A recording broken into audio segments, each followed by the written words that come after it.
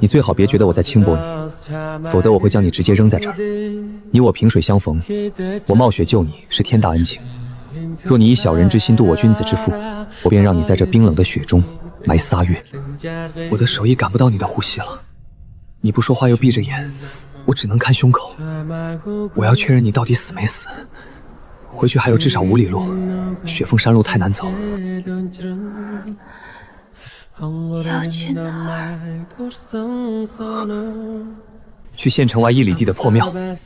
破庙虽然也冷得要命，墙缝砖瓦漏风，不过雪进不来。上月我求张猎户，他答应把城外树屋让给我过冬。把你送破庙里，我待会儿还得去找他拿钥匙。我没法带你去避风的树屋，风雪太大，我无力拖你上山。你暂且留在破庙，我明早再来看你。你能活便活，活不了，我便把你随便找块地埋了，仁至义尽。你叫什么名字？温朝生。你家呢？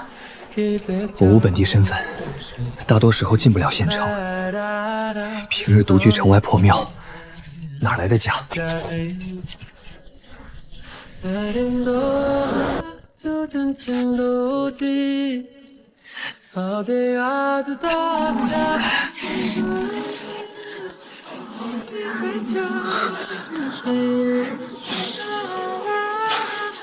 就这些，自求多福。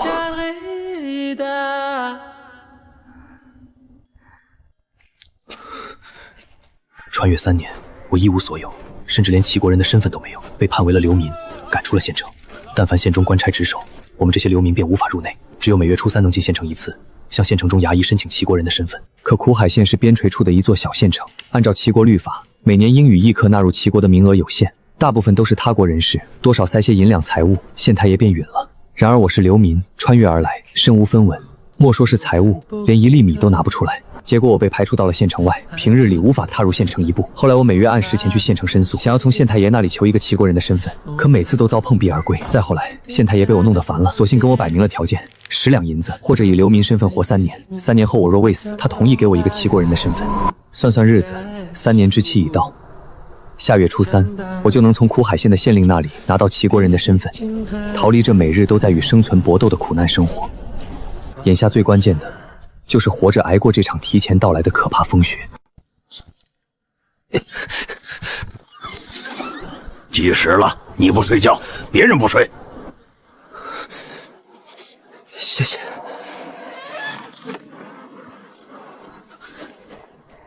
老张哎，你那么凶做什么？我看那娃儿也不是个坏人，这3年可怜成这模样，没见他偷谁抢谁。反正那树屋空着不也是空着，碍不着什么事儿。他鸟个腿子，囊大的雪说下就下，明天封山，估计打不得猎了，得拿个镐子敲了石头河上的碎冰，看看能不能搞来2条鱼，熬点鱼汤。晓得你心里不舒服，最近日子过得难。不过朝生那娃前些日子说了，他跟县太爷的3年之约就要到了，等他成了咱齐国人，官爷那边有了记录，就会给他分块地，他也能自力更生，说不定还能帮咱们料理些小事。3年之约，狗腿子约！那县令刘金石什么德行，还3年之约？除了门外那个傻子，也就你信。笑话，我呸！你就看着吧，门外那傻小子活不过这个冬天了。放我年轻10年，尚且还能拉他一把，可现在我们是泥菩萨过河，自身难保。要不我们搬回县城里，把这个屋子暂借给他住一个冬天。所谓阴晴圆缺，只身对影。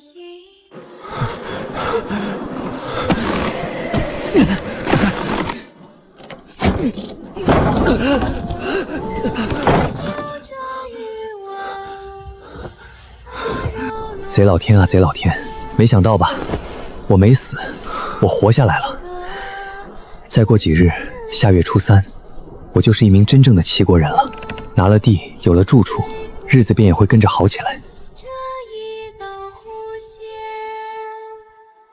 点在爱人眉间。算了，不过了断丝连。我有些后悔救你了。你身上的伤势皆是刀兵伤，我虽不是江湖中人，但看得出来那不是同一种刀兵留下的痕迹。你这样的人，身上必然伴随着麻烦，而且是大麻烦。你叫什么名字？阿水。没有姓。以前有，后来留在了一座城里。城里起了场火，烧了7天7夜，姓氏给烧没了。接下来呢？你有什么打算？我回来想见见爹妈。在苦海县。父亲姓云，叫云子敬；母亲姓苟，叫苟玉。没听过。不过你是齐国人，有身份证面的话，直接进县城找县令就成。不过看你也没银子，以流金石的尿性，大约不会帮你办事，不是一定不会帮你。总之你要去便去，县里大抵比这外头好过些。我很多年没回来了，不认识路，也不认识人。与我说何用？难道我认识？外头吃的少，冬天雪一埋，没野菜了。小河会结冰，破冰是个麻烦事儿。没鱼，我就得吃狗爷分来的食物。但这2年狗爷也老得快，我吃多了，怕狗爷熬不住。反正没你吃的，你待在这里，迟早会死。苟爷是谁？再过1个时辰，你会看到他的。我要警告你，不准打狗爷的主意，不然我跟你拼命，说到做到。没时间跟他耗着了，这雪不会停太久，得赶紧找些食物。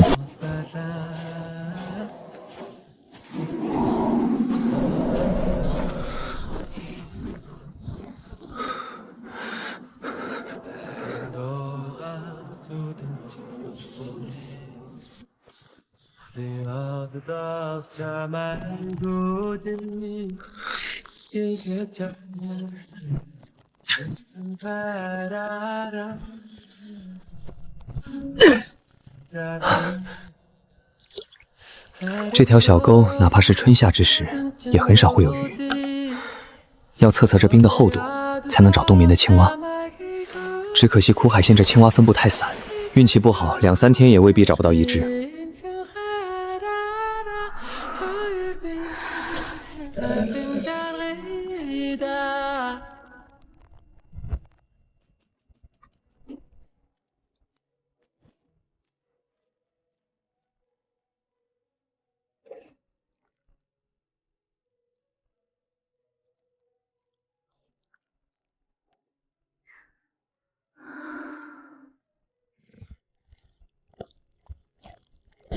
你怎么在这儿？等你。我今天没打到吃的，回吧。我这儿有。兔子还是蛇？都不是，是蛙。我是老了，但还不至于沦落到吃这种东西。这些蛙煮熟就没毒了，我吃了3年，多少算是肉。你不吃，魔医他也不吃吗？他身体不好，这么冷的天，不能就给他喝点粥吧？你帮过我，我不会害你。蛙我帮你洗好剖开了，煮熟，煮熟。重要的事情说3遍。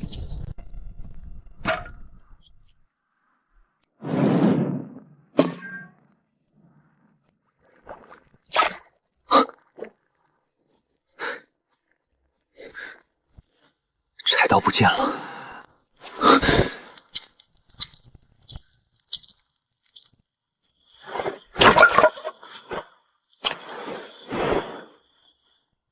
这把刀是你藏在那里的。擅自动别人的东西可不是什么好习惯。你藏了一把杀人刀，想杀谁？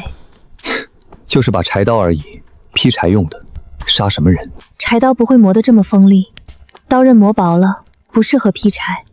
而且，我在刀上闻到了杀气。你不是要找爹妈吗？怎么还在这儿？衙役不让进。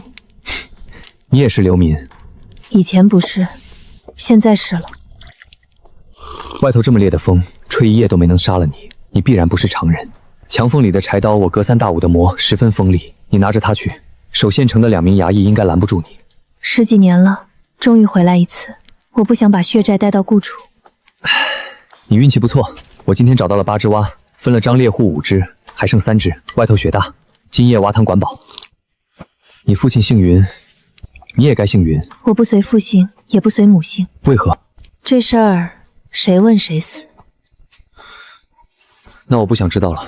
为了一个秘密赔上这条命，不值。你有一点没说错，我身上的确有天大的麻烦，所以你知道的越少越安全。你虽然命烂，但人不错，我不想害你。今天县城的衙役跟我讲，每月初3，流民能进县城的县衙申请齐国人的身份。你在外面活得辛苦，为何一直不去县城内？下月就去。此月未去，去了。上月未去，也去了。最近这3月都去了。那我知道你要杀谁了。我要杀谁？那我知道你要杀谁了。我要杀谁？你要杀苦海县县令。为什么要杀他？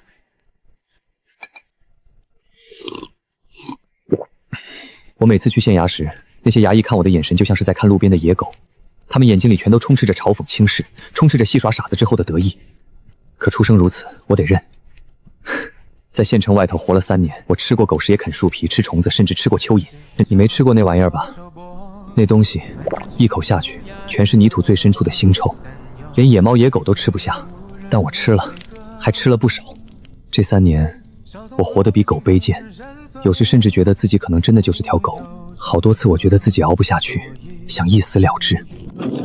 可我不甘心，我知道刘金石跟我定下3年之约，只是嫌我烦扰，随便找个理由来搪塞我。是人，总应该是怀揣着希望的，尤其是我这样命烂的人。希望对我们来说就是最宝贵的财富，它比什么都重要。我不想当狗，所以但凡有一丝活成人的可能，我都会牢牢抓住。既然如此，为何你又要磨刀？3年风霜，我身上其实得了好多病，不过是借着年轻，咬牙硬挺过来。再这样下去，我活不了多久了。3年之约将至，若他毁约，我便用这把刀跟他拼命，烂命换条好命，不亏。我像条野狗一样在这里活了3年，死前我要做个人。苦海县富饶，身为地方父母官，眼里却容不下一个流民，的确可恨。我还是第一次听说苦海县富饶，真正富饶的，怕是只有县令刘金石一人吧。要说那些平民百姓，好多也穷得快过不下去。曾在城西住的张猎户，10几年前是苦海县名头最响亮的猎人，单人擒虎，好风光啊！多少人一辈子不敢做，甚至不敢想，而如今这样风光的人，竟也沦落到和我一样吃泥泞中的青蛙。不对啊，苦海县里明明风调雨顺，治安安定，百姓安居乐业，怎么会？你从哪儿得到的消息？一个朋友。那你日后得离这个朋友远些，满嘴谎话，哪天你被他卖了都不知道。给你留只煲汤，我先回了。那条黑狗身上的破衣服是你做的？当年差点在外面冻死，是狗爷带昏迷的我来的这里，他救了我的命，我不能看着他冻死在这雪里。这番缘分算起来，你也是狗爷救的。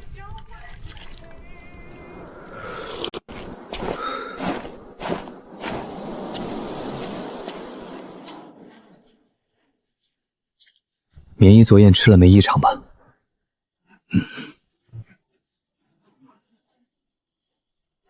今日有雪，你不要抱太大希望，这玩意儿并没有想象中那么好找。我以前经常连续2、3天找不到青蛙吃，但如果我们是2个人，状况兴许会好些。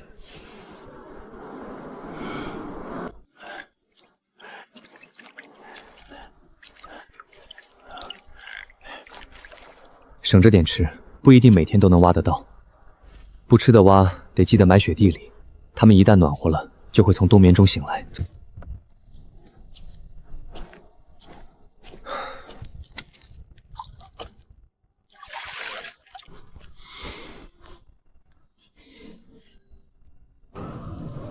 快过年了，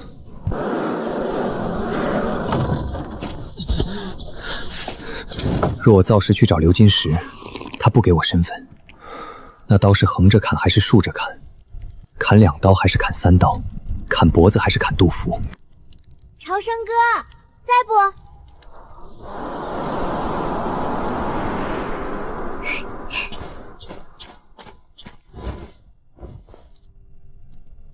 今天过年，你来这儿做什么？对啊，今天过年了，妈妈让大家休息，还亲自掏钱请我和姐姐们吃了红烧肉，我偷偷装了点走。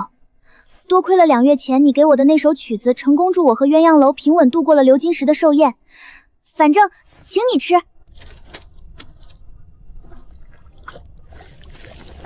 县城里的人都在放烟花吗？今天过年，鸳鸯楼打烊了，县城里的贵人们请人做了很多烟花，围在莲藕池。县太爷也到了，热闹得很。火一点，天上的黑就炸成了无数星星。外面风雪大，而且正值过年，那些衙役早逃班了。朝生哥如果想看，咱们待会儿可以溜进去看看，没人会发现我们的。小红，要不要再吃点儿？不了，朝生哥，我今夜吃的可饱了。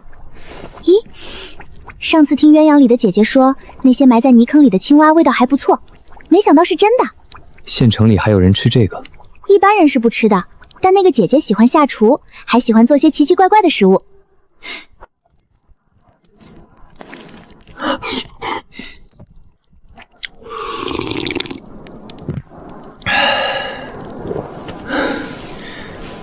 时候不早了，小红，回县城吧。嗯。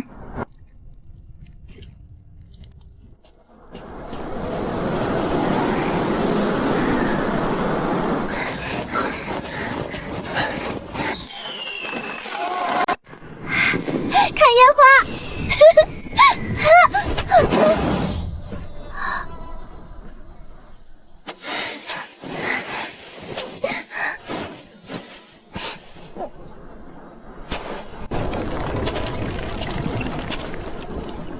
看，他们都走了。雪大，快些回去吧。超生哥，你不去看看烟花吗？不去。那你还……雪大，送你。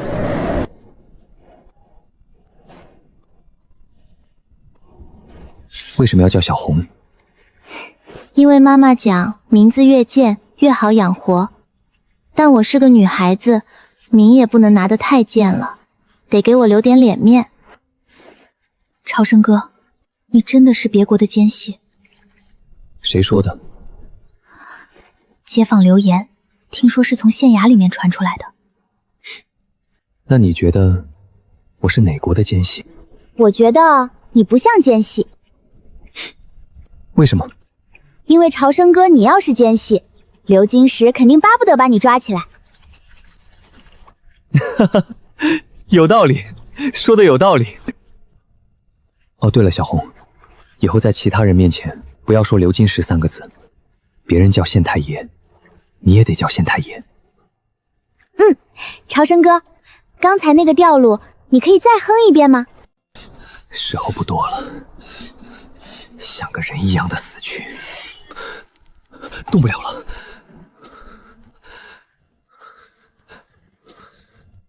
小子，跟你打听个人，最近有没有看到一个女人，瓜子脸，有些瘦，高8尺左右，身上应该有不少刀兵留下的伤痕。前几天来过一个女人，不知道是不是你要找的那个，问她什么也不说，后来自己走了。她朝着哪个方向走的？她走的时候我不在，但如果照你所说她伤得很重，要么去县城里疗伤，要么从哪儿摸来一匹快马，顺着荒原往东边的赵过去。不过今年齐国这飞雪来得太急了，荒原上铺一层，厚到能没住人的膝盖，他去赵国的可能太小，哪怕他熬得住，马也熬不住。你要杀我，灭个口，没得商量了。一般来说，人跟人才有商量的地步。你活成这样，不如县城里的猫狗。我是你，早羞愧的死了。商量这个词，怎么从你嘴里说出来的？那你来。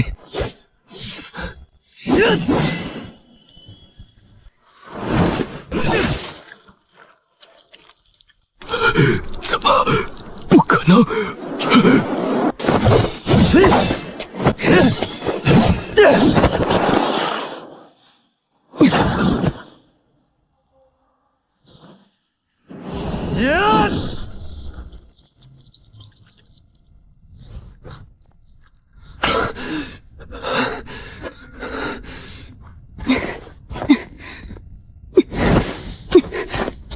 还有气力没？做什么？你杀的人，你埋。他是来找你的，我果然不该救你，差点死了。你果然应该救我，若你没救我，你就真的死了。刚才是你在帮我对吧？这家伙真是蠢得离谱，你这么厉害，他怎么敢来找你的？他当然不是一个人，而且我的头很值钱，超乎你想象的值钱。因为什么？因为我的姓。一个姓能有这么值钱？可这个姓烧了7天7夜都没烧干净，你说它值钱不值钱？这回好，唯一能生火做饭的地方没了，杀了人，他的同伙只怕很快就能查到我的头上。趁热埋了，天知地知，你知我知。埋不了，外头那风雪，我出去待上半个时辰就得死。雪不停，这尸体就得一直放这儿。好消息是，它不会臭。刀给我。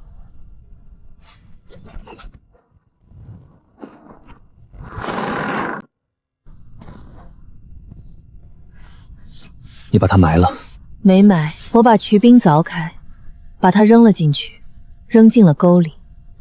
以后你还可以随时来，我会在破庙住一段时间。下月初3，我要最后一次去找流金石，不管能不能成，我都不会再回这里了。成了，日后我就可以住在县里；不成，我和流金石都死。对了，这几天你不在，去找爹妈了吧？找着了吗？明日正午你来庙里，我请你喝酒，来不来？来。两世为人，这是我第一次杀死同类，虽是为了自保，可那触感却让我热血怦腾。在这个世界，手里的刀要远比律法来得更加真实有效。朝生，我在青田那房子里有火炕，家里老婆子说，如果你熬不住，可以过来住。刘金石那人不太行，有些话信不得。知道了，老张。老张啊，朝生没跟你一同回来吗？他不来。这娃这么大的雪，他就靠着一床破被子住树屋，哪里熬得住啊？哎，算算日子，快初3了。老张，你看我做啥？今日正午，我嗅到了朝生身上的杀气，他变了。我提醒他流金石靠不住，他却毫不吃惊。初3若流金石食言，恐怕会出事。下午走之前，我熬点粥，你在房间看一下火，别太大了，会烧干锅。能喝酒吗？反正都快死了，什么不能喝？这酒只怕不便宜，你从哪儿偷来的？文朝生啊，文朝生，你是有多看不起我？偷？我是正大光明、大摇大摆的拿。你说你武功那么厉害，能搞来2坛酒，就不能再搞2只碗？晓得这酒是谁的吗？晓不得。这酒是七爷的。七爷又是谁？县城书屋的地头蛇，山羊湖鹰钩鼻，手下有几个修行过的武者，练得不烂。这些家伙平日里没少欺负百姓，口口声声说自己是混江湖的，却个个都抠搜的不行。我问他们讨点酒喝，一个不肯，气人。于是我就砸了他的堂口，折了他的兵器，扯了他的山羊湖，痛快。痛快。后来我揪住他脖领，问他要命要酒，他说他要命。这老家伙怕吃我一拳受不住，又送了我1匹马1辆车，我装着酒便回来了。你刚才说他送了你1辆马车？对，我来时没见着马车。先煮1只腿，其他的埋在庙后穴里，随吃随取。那马车呢？拆了，马车煮马肉，原汁原味。那些酒碗被堂口的人喝过，我嫌脏就没拿。要我说，这么冷的天，有酒喝有肉吃就不错了，别那么贪。嘿，你这眼神，莫不是觉得那马能卖出去换银子吧？喝。好酒。你不懂这些地头蛇的规矩，马是七爷的马，我转手卖给其他马坊子，前腿走，后腿七爷就能带人把马抢回来。卖马就是害人。县城里还有土匪？不是土匪，是官匪。刘金石穿着官服，不敢明着违背齐国王法，但总有些脏活需要人来做。你不是苦海县的人，怎么会对这些知晓得这么清楚？江湖到哪儿都一个鸟样。不对。阿水，你见过刘金石了对吧？文朝生，我以前不信命的，见到你后，我开始有点信了。什么意思？你这么聪明的人，若非命运作弄，绝对不会混成现在这副模样。还是昨天那个问题，你找到你的父母了吗？死了。5年前，苦海县发了一场洪水，他们被洪水冲走，至今没找着尸体。怎么，有隐情，难道不是天灾，是人祸？天灾亦或是人祸，已经无法再追究了。我想知道的是，明明我的父母已经死在了5年前，可为什么这5年来我一直收到了他们的来信，还一直说他们一切安好？刘金石说给他点时间，他会给我一个交代。这月初3，我随你一同去见他。不怕他骗你？他不敢。想听听你以前的故事？我不想说，也别问了。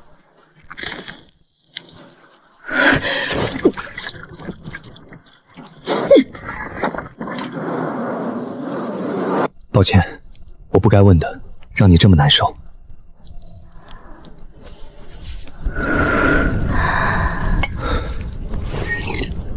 阿水，能教我修行吗？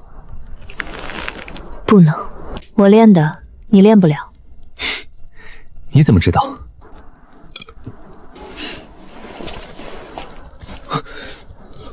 没错，你练不了。我那功夫是寻常江湖套路，得从小练。15、16岁后，人的骨架便基本长并行了，而骨架会影响经脉，进而影响丹海。你现在如果想要修行，寻常功夫都练不得了，只能走修行圣地的路子。但那些地方可不好进，若是没有关系，便只有绝佳天赋者才有可能进入。再不然就是遇到些特别厉害的世外高人。你知道，这需要缘分。但根据我的观察，你大概是我这辈子见过第一倒霉的倒霉蛋。世外高人这一条，建议你不要有所幻想。谢谢你。太爷小心！太爷小心！你回去先准备饭菜，没我消息不准过来。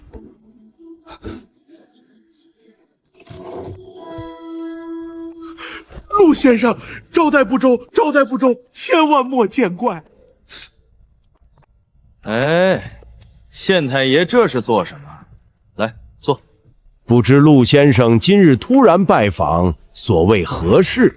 上次的事，大人很满意，这是答谢。刘县令，这事儿干系重大，抖出来了，可谁都受不住。您不会说吧？我刘金石对天发誓，胆敢透露半点对大人不利的消息，不得好死。好，那我就放心了。打开看看。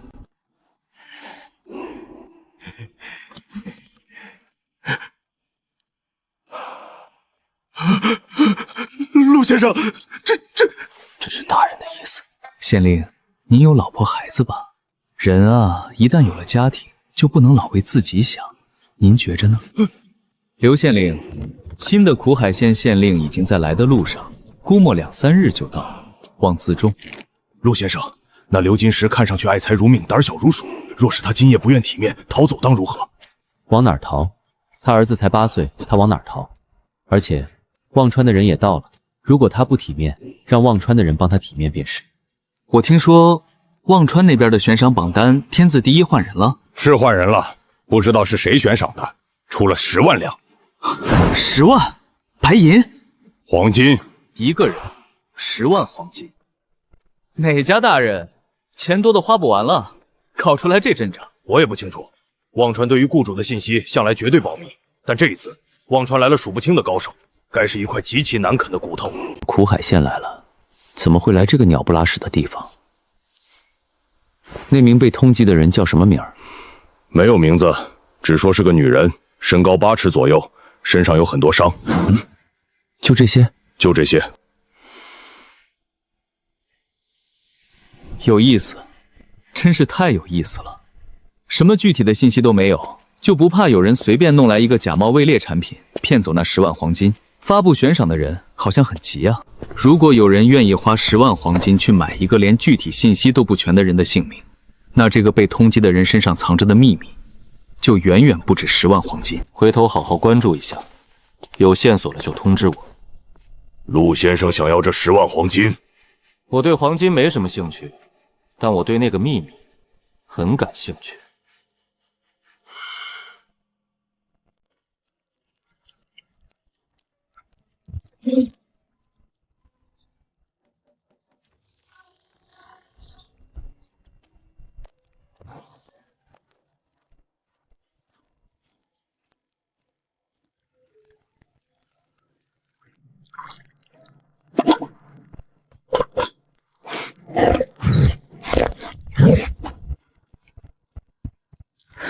知命，那少年还活着吗？老黑年纪大了，一个人吃不完里面的粥食。前些天粥食吃完了，但这些天总有剩的。那少年兴许是冻死了。这世道天天有人死，谁都没想到他真能活3年。想救他呀？知命，你娶我30年，因我身体缘故，未为你留下一子，我心中一直有所亏欠。那年轻人心性绝为常人可比，若他未死，不如向那县令交些钱，收他回来做义子。你教他练练剑，未来我走了，不至于无人陪你。你呀，天天担心这担心那的。未来你离开了，我便折了院中的琵琶枝，回那燕国剑阁，还怕没去处。有子无子，皆是天意，你亏欠我什么？不过你既有心，这月初3，我便带些财物去刘府看看。他若没死，我便送他个齐国人的身份，雇他来我们家里劈劈柴，做做饭，如何？听你安排。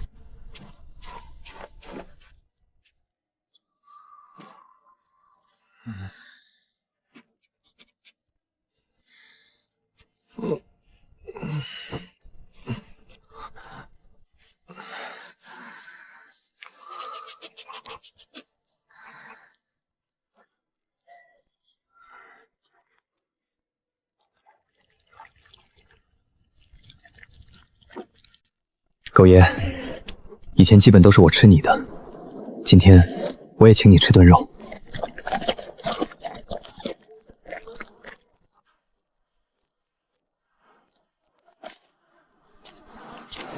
狗爷，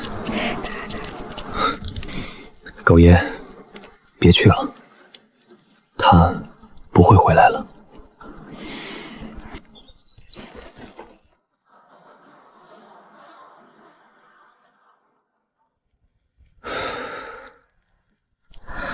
他那么聪明，其实什么都知道，可他跟人一样，对于已经逝去的挚爱无法放下，却又不知道该如何挽留。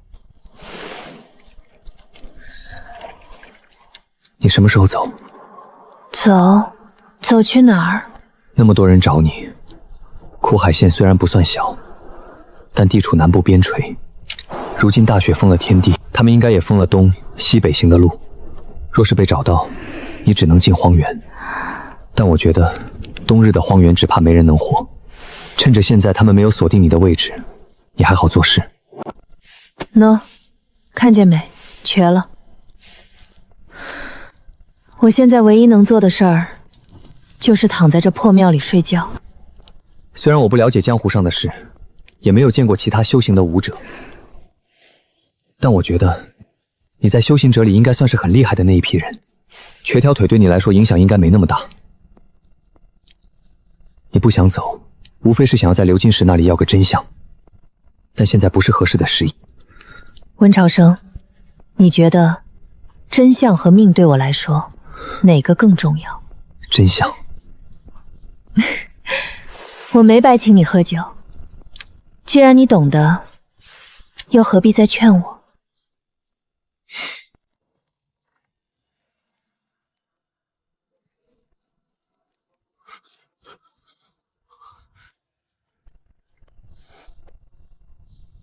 太爷，很晚了，夫人和少爷都等着您去吃饭呢。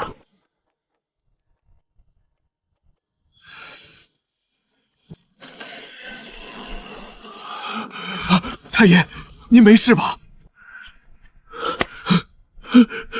太爷，不急不急。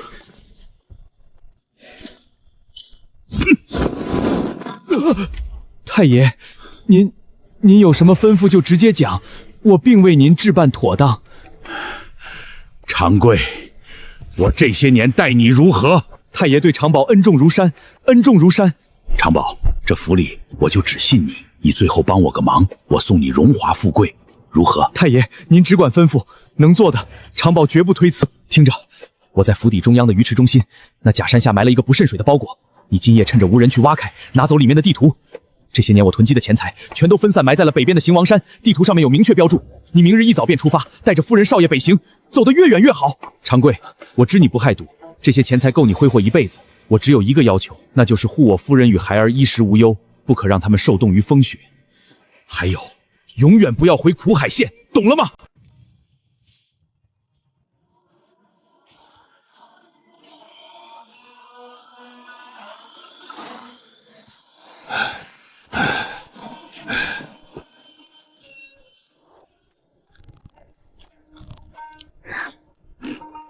马爷爷，我们到底在找谁啊？傻孩子，我们谁也没找。可是昨天那个叔叔不是说要让我们去找一个姐姐吗？我们不能去找她，而要躲着她。为什么？因为她是个妖怪。马爷爷，这个世上真的有妖怪吗？当然，火烧她她不死，刀劈她她不亡，不是妖怪是什么？爷爷这条手臂就是那时候没的。我懂了，马爷爷，我们是在假装找他。真聪明。小杨，你先回去，爷爷趁着今夜雪没下再逛会儿，晚些就回家。好。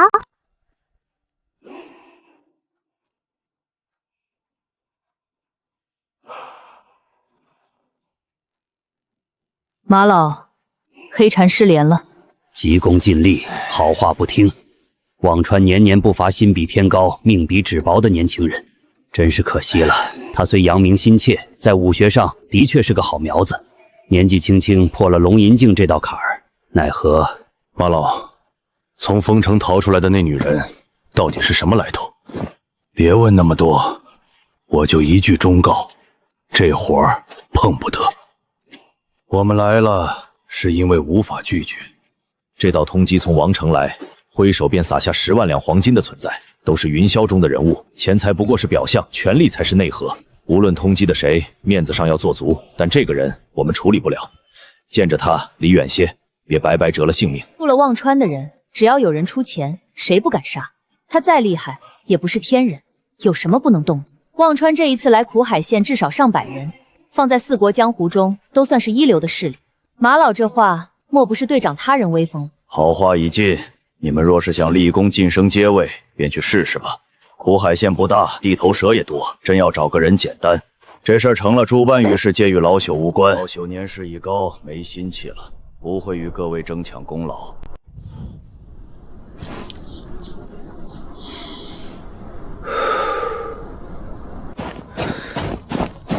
今天我足足等待了3年，他若不守诺言，我便要他付出血的代价。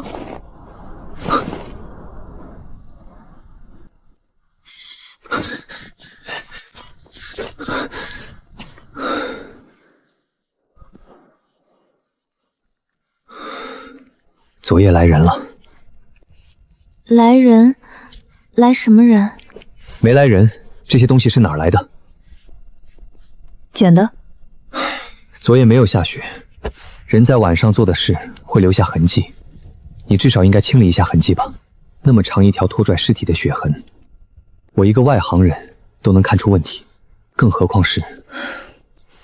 婆婆妈妈的。温朝生，你真以为苦海县这么块破地儿藏得住人啊？我去找苦海县的地头蛇讨酒喝，没杀他们灭口，早就露了痕迹。有心人若想找我，这场冬雪肯定藏不住。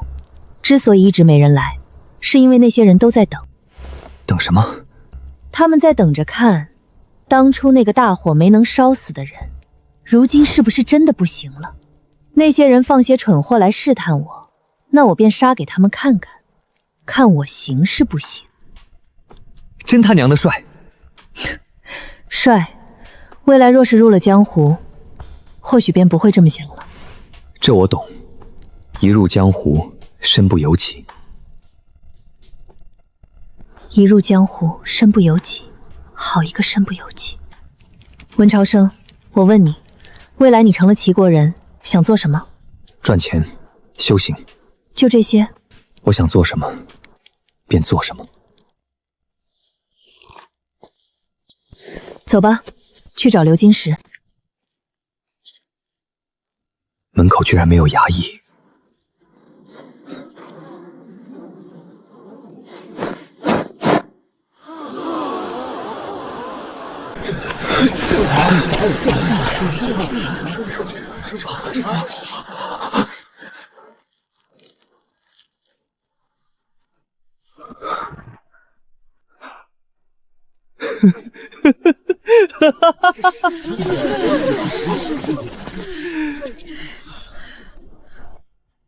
官家办案，闲杂人等，统统闪开！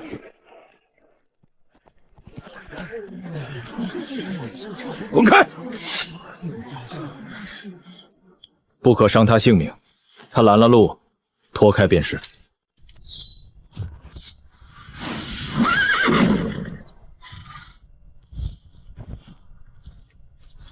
本人纯凶，来自王城栏杆阁，携官印前来苦海县，替换前任县令刘金石。刘金石治理县城有功，本当受封受赏，而今出现意外，一切事宜迁后。本县令要先行调查刘金石的死因，诸位若是无事，便先行散去吧。刘金石的事，请给本县令些时间，一定调查清楚。小兄弟，走吧，我们要查案，你在这里待着会影响我们。你是苦海县新上任的县令吗？对，有什么能帮你的吗，小兄弟？我想要个齐国人的身份。你不是齐国人，我是流民。那抱歉，小兄弟，你可能得跟我们走一趟了。你要把刘金石的死嫁祸给我？怎么会？等查清你不是凶手，自然会放你离开。齐国人身份我也会考虑为你处理。我在县外3年，除每月初3，无法迈入县城半步。真要查我，何须抓我？你只需跟原来值守的衙役们确认便是了。这不好讲，万一他们值班时打盹儿，你说自己不是凶手，总得有个人证吧？他不是凶手，我可以证明。你是？我姓吕，叫吕之命，在苦海县住了30年。昨日我去县外散心，看见过他。哼，你盯了他一整夜。只要您觉着是，那便是了。一个流民值不了这价。本来我也相信他，但现在你来这么一出，我反倒有些怀疑了。碍不着事儿，他若是齐国人，一直待在这儿，大人查出问题，随时都可以抓他。怪不得刘金石不想走，这县令真赚钱啊！从今日起，去我家砍柴担水吧。世上有这等好事？你花了一片金叶子，只是让他去砍柴担水？那你觉得我应该让你做什么呢？我这样的贱民，是有什么见不得光的脏活需要我做？你是命硬，不是命贱。况且你如此瘦弱，也做不了什么脏活。我不相信天上掉馅饼的事。如果是3年前，我信；可现在，我不信了。你对我有恩，我本不该这么跟你讲话，但你至少该坦诚些。花了多少钱，就该收多少货。若非得算这么清楚，你受我恩惠可不止1天2天。除了那片金叶子，还有数不清的周氏。把这些都算上，你是不是该把命都给我？我家住在画廊桥西的桂花巷第8间，巷子深，我带你走一遍。要去的话，就跟上来。小兄弟怎么称呼？文长生。好名字。这几年一直是您在给狗爷喂食。你为什么叫他狗爷？他救我一命，喊他一声爷还算我占了便宜。从这里开始数，往前第8间，记住，是右边，莫走错了。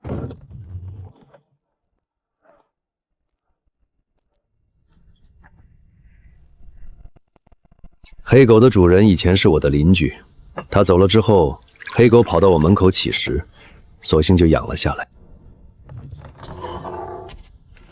粥已经熬好了，先吃饭吧。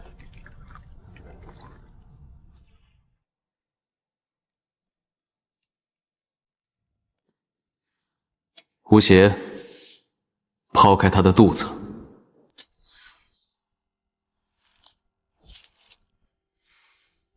纯大人在找毒药。陆川给的毒是穿肠毒，饮下后必然立刻肠穿肚烂。刘金石尸体中没有丝毫饮毒的痕迹，反正都是死，他却选择了吊死，还特意吊死在县衙大门口，你不觉得奇怪吗？总之，死了不就好了？他死了，秘密也就没有了。那位大人不就是要的这个？我很担心，这秘密到底是真没有了，还是被他藏起来了？那件事干系太大，走漏风声，齐国甚至天下都要大乱。我们是来帮大人擦屁股的，一丝痕迹都不能留下。刘金石死的时间很短，是快要黎明的时候才死的。那个时候应该有人盯着他才对。吴邪，帮我去找陆川问问，刘金石死之前都在做什么？还有，出去吩咐外面的下人搜索整座县衙。天黑之前，我要见到刘金石没用掉的穿肠毒。待会儿你休息的差不多了，便去柴房劈柴。我只有一个要求，每日你将柴房的大柴全都劈成与那边堆地的小柴一番模样，我会每日付给你50文钱。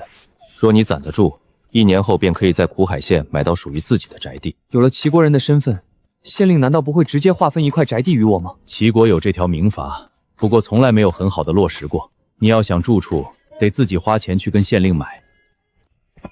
吕先生，院子中央为何会有一棵枇杷树？院中有一棵树不是很正常的事吗？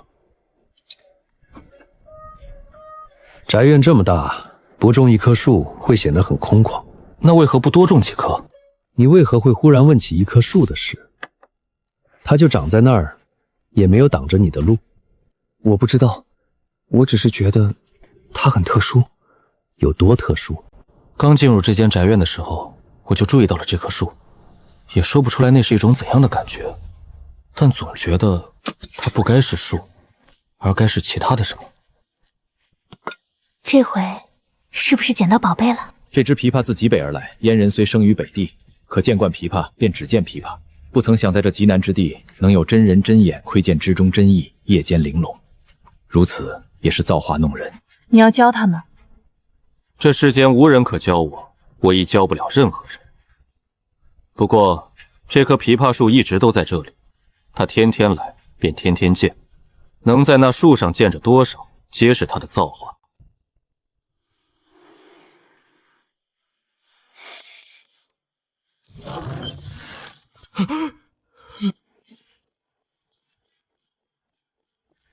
怎么过去这么久？忘川的人昨夜被引开了，有一段时间没有看到刘金石在做什么，大概就是他出事的前一个时辰。忘川的人被引开了，被谁引开了？有些人被刘金石放出的家属引开了。今日快要天明时，一辆马车从刘金石的府邸中借着没有散尽的夜色出逃，忘川一部分负责盯住刘金石的人跟了上去。他们本以为逃走的是刘金石，结果没想到是刘金石的妻儿和管家。他们人呢？已经被处理干净了。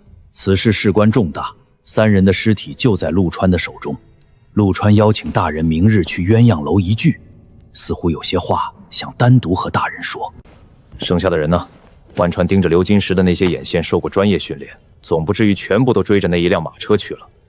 如果他们蠢成这样，我觉得可以直接修书一封，去大人那里参他们一笔。此后出了麻烦，我便沾不上太多因果。本来是有一群人应该在那里盯着的。忘川的人做事一向比较缜密，但那晚后来发生了意外。什么意外？昨夜有一名忘川的人被人撕掉了胳膊，跌跌撞撞地来到了刘金石的府邸求救。你刚才说撕掉胳膊？陆川那边的消息就是这样，昨夜求救的杀手的胳膊是被人活活撕掉的。他的心脏有致命伤，可这人天生心脏长在右边，没有立时暴毙，逃了回来，想要向其他人求救，但谁也没想到他把那个杀他的人引了过来。所以当时刘金石府邸门口的那些人全都死了，只剩下一个人还活着。那人运气不错，闹肚子去了趟茅房，回来便看见了这一切。他本来想参战，可短短的几个呼吸之间，战斗便结束了。或许那根本算不上是一场战斗，幸是手中提着灯笼，他看着像个府邸中巡夜的人，最后逃过一劫。忘川此次来的人不少，之前出发时我便觉得事情不大对劲。如果只是单纯帮着大人处理一下事末，好像用不着这阵仗。而且这些刺客实力高低不一，似乎还不是隶属于同一个分歧。我今天想了很长时间，唯一能想到的可能就是悬赏。最近江湖上好像是有些风声，说忘川的悬榜上出现了一个大祸。我们对于忘川的事情没有那么熟知，更没有势力扎根在忘川之中。如果大人需要信息的话，只怕得找陆川。明天正好见他，我且问问。这些年忘川在江湖上得罪的人不少，若是市井恩怨倒便罢了，怕就怕之前做的事情走漏了风声，传到了盘龙宫里。盘龙宫的那位应该很多年没有管过事了吧？10年，骄奢淫逸，酒池肉林，天下人皆觉得盘龙宫的那位早已经是个废人。这10年来，宫中的朝臣关注他的越来越少。奇怪的是，这10年来，齐国从王城到地方，一切似乎都被安排得井井有条，从未听说过动乱。这一切的背后，好像都有一双无形的大手在操控着。栏杆阁内无数双眼睛盯着他，甚至连那座参天的禁忌之地都会偶尔投射来目光。如果真是他做的，不会一点痕迹没有留下。大人的担心或是多余的，更重要的是，这次的机会绝无仅有。大人或许应该把精力更多的投入到那件事上。若是成了，1年后大人就能进入蓝钢科深造，甚至……你先回去吧，我再想想。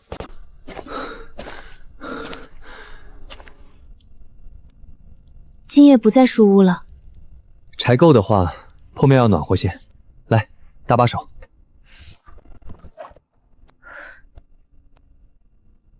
这些都是你批的？是的。阿水，你白天在县衙门口一直看什么？刘金石是被人逼死的。你怎么知道？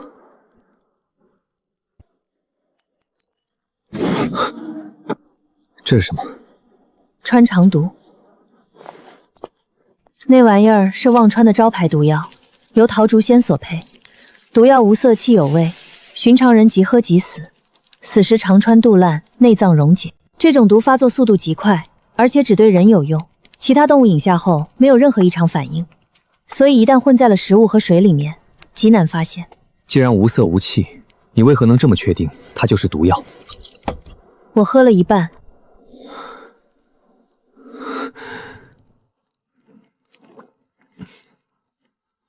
好喝吗？齁咸。世事弄人，等了3年，我没死，刘金石死了。换作是3年前，这谁能想得到？不过，刘金石的死真的很蹊跷。照今日新来的苦海县县令纯琼的说法，刘金石应该是升官发财，完全没有动机，除非纯琼撒了谎。刘金石不是升官发财，可纯琼作为新来的县令，无论是刘金石犯事，还是因为其他原因被撤职，纯琼都没有撒谎的必要。他是苦海县的新县令，在苦海县有绝对的权力，所以这么一分析就会出现2种情况：要么刘金石是因私人恩怨而遭他杀，而纯琼跟这件事没关系；要么刘金石的死就是纯琼和他背后的团队一手促成的。文朝生，没看出来你还会查案？这不是查案，只是简单的分析。那你觉得哪种情况的可能性更大？后者。怎么讲？时间太巧了，一个刚死，一个就来了。当然，那是我一厢情愿的想法，我没有证据，无法印证。你今日早晨在刘金石的府邸门口停住这么久，不也是发现了问题吗？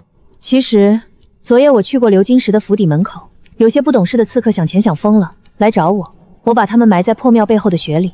有一个女刺客心脏长在右边，我一剑穿了她的肺，她当时没死，我便追进县城，又杀了11人。后来有一个人提着灯，他没动手，我便没杀他。今早刘金石就死了，我猜到和忘川有关，但不确定，所以我勘察了现场。可以确定的是，刘金石的确是，但事实跟你推测的方向靠近，他不是自己的想法，而是被人逼死的。之所以选择用绳子，是刘金石故意为之。故意为之？为何？他吊死的绳子是用来拴牛的，特别结实，而且那个绳子打出的结也很特殊，配合钩子固定将人脖子吊住，哪怕风吹，尸体的头颅也不会轻易晃动。我勘察的时候，绳子的绳结和铁钩引起了我的注意。如果他只是因为接受不了，或是被逼无奈自杀，根本不需要这么麻烦。府邸之中尽是大树横梁，一根白布就能满足他的诉求。不过他却费了很大力气，专门给自己弄了一个这般麻烦的绳结以及钩子，还专门跑这么远，将自己吊死在了县衙的门口。我当时觉得奇怪，于是根据绳结长度和铁钩推演了一下刘金石的头颅位置，接着又根据他目光的方向，找到了这瓶被埋在墙角的毒药。所以，刘金石费尽心思在县衙门口自杀，是为了暗示其他人毒药的埋藏位置。不对，今日他的尸体在县衙门口悬挂了这么长时间，一直没有家属过来收尸，说明他的家属大概率也遇害了。这么看来，刘金石的身边应该没有武功特别高强的人能帮他复仇，他这么做也就毫无意义，除非……喂，你就不能一次性把话说完吗？除非刘金石要等的人就是你。等我？你之前和他见过面，能让他这么乖乖听话，你一定过他。所以刘金石应该知道你的武功很强，所以你是唯一一个可能帮他报仇的人。你说刘金石望着一个根本不认识的陌生人来帮他复仇？一定是这样。如果这一切不是巧合的话，刘金石就只能这么做。他也必须这么做。在新县令纯琼上任之前，他肯定受到了什么，知道自己必须要死。他的家人多半也活不了。狗急了会跳墙，兔子急了也会咬人，更何况是刘金石这样的人。以我这3年对他的了解，他可谓是锱铢必较，睚眦必报。忘川的人要搞他，他不会就这么善罢甘休的。而且，对他来说，你虽然是一个陌生人，可你的确有帮助他的理由。你的意思是，我找刘金石所要的答案，和他的死有关？对。而且前几天你去找刘金石的时候，他明明知道这件事情的答案，却非要拖延时间，说过几天再告诉你。此刻想来，他是想拖到纯琼过来跟他交接事务，然后他直接带着秘密一走了之。但他没想到，纯琼竟是过来要他性命。所以，刘金石绞尽脑汁，想方设法把这瓶毒药留给了你，就是想告诉你，你父母死后为何你还能继续收到信这件事，跟纯琼一行人脱不了干系。刘金石知道你不会善罢甘休，只要你去探索真相，他就能借你的手复仇。现在最大的2个问题是，新来的县令为什么一定要逼死刘金石？他与你父母的事又有怎样的关系？今日在县城看见岩上多了黑色的飞鸟，巷中多了隐匿的毒虫，有什么关系？我本来就该死在这个地方。真相对你来说比命还重要。对你来说，没什么东西比命重要。没有，我舍弃了所有，包括尊严。只要我还活着，未来就有无数可能。前几天谁说要为狗爷跟我拼命？你真会为一条狗和我拼命？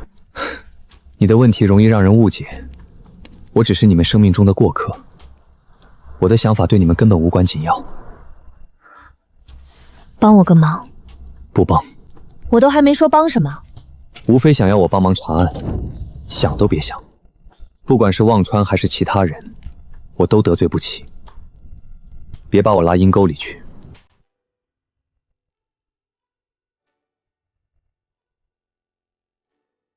吕夫人早。这棵树给我的感觉很奇怪，别的杨柳水杉更高大更好看，偏偏没有一棵能引起我的注意，唯独这棵枇杷树。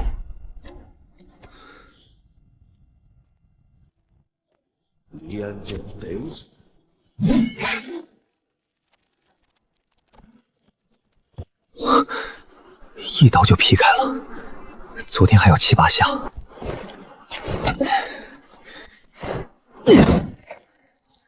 咦？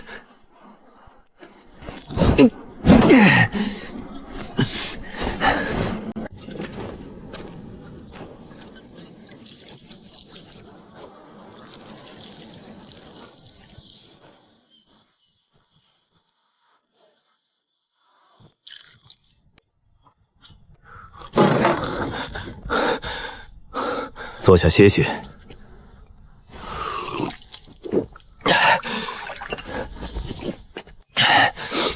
会象棋吗？会下。玩一局，我再去劈柴。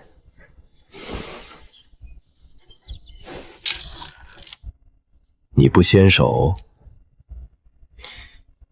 我喜欢白色。哈哈哈哈哈哈！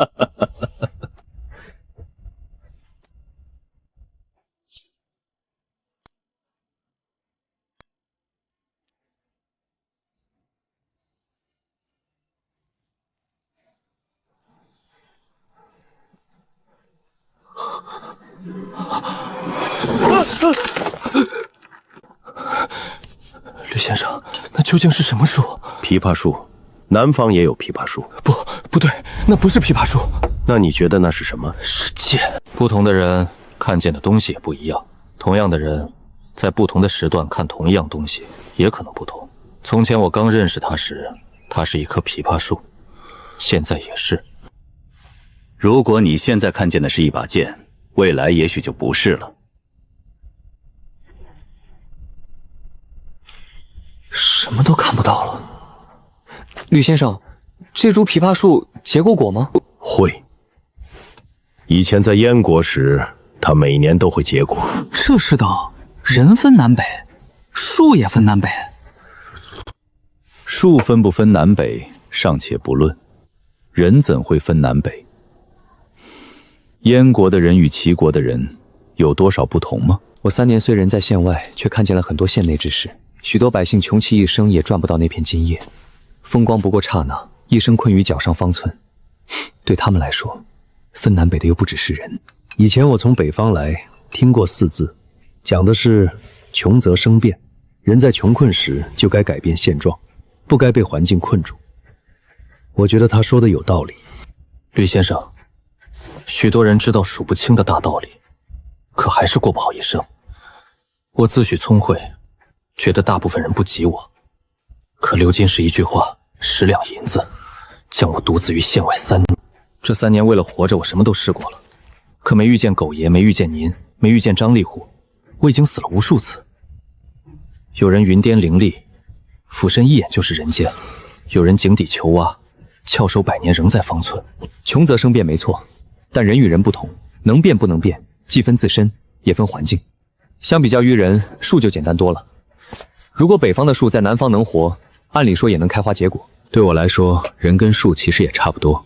这棵枇杷树在很久以前便不再开花结果了，它大概已经忘记了自己是一棵树。吕先生，您行走江湖，为何要带着一棵树？树无根不活，我当然不是带着一棵树下山，只是山长水远，我怕忘了家乡的味道，走时便折了一根枇杷枝。后来有了家室，在此地买了宅子，这根枝便被我埋在了土中。谁知寒雪过后，它竟长出根，春风一吹，又成了一棵树。朝生，我在此地已30余年，风尘早已褪尽，你怎知我曾行走过江湖？我的眼睛能看见一些常人看不见的东西。哦，譬如？比如和我下棋的时候，您总在想其他事，看得出来，困扰您的事情不少。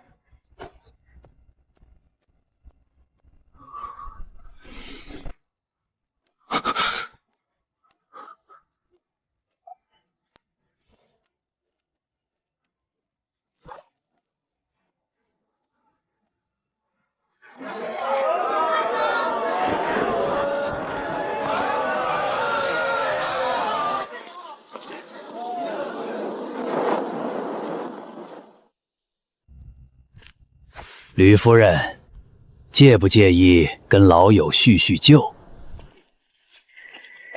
忘川的人此来苦海，不是来找你的。见你是我私人的意思，秘密我帮你守了30年，一字未吐。现在也想请你帮我个忙。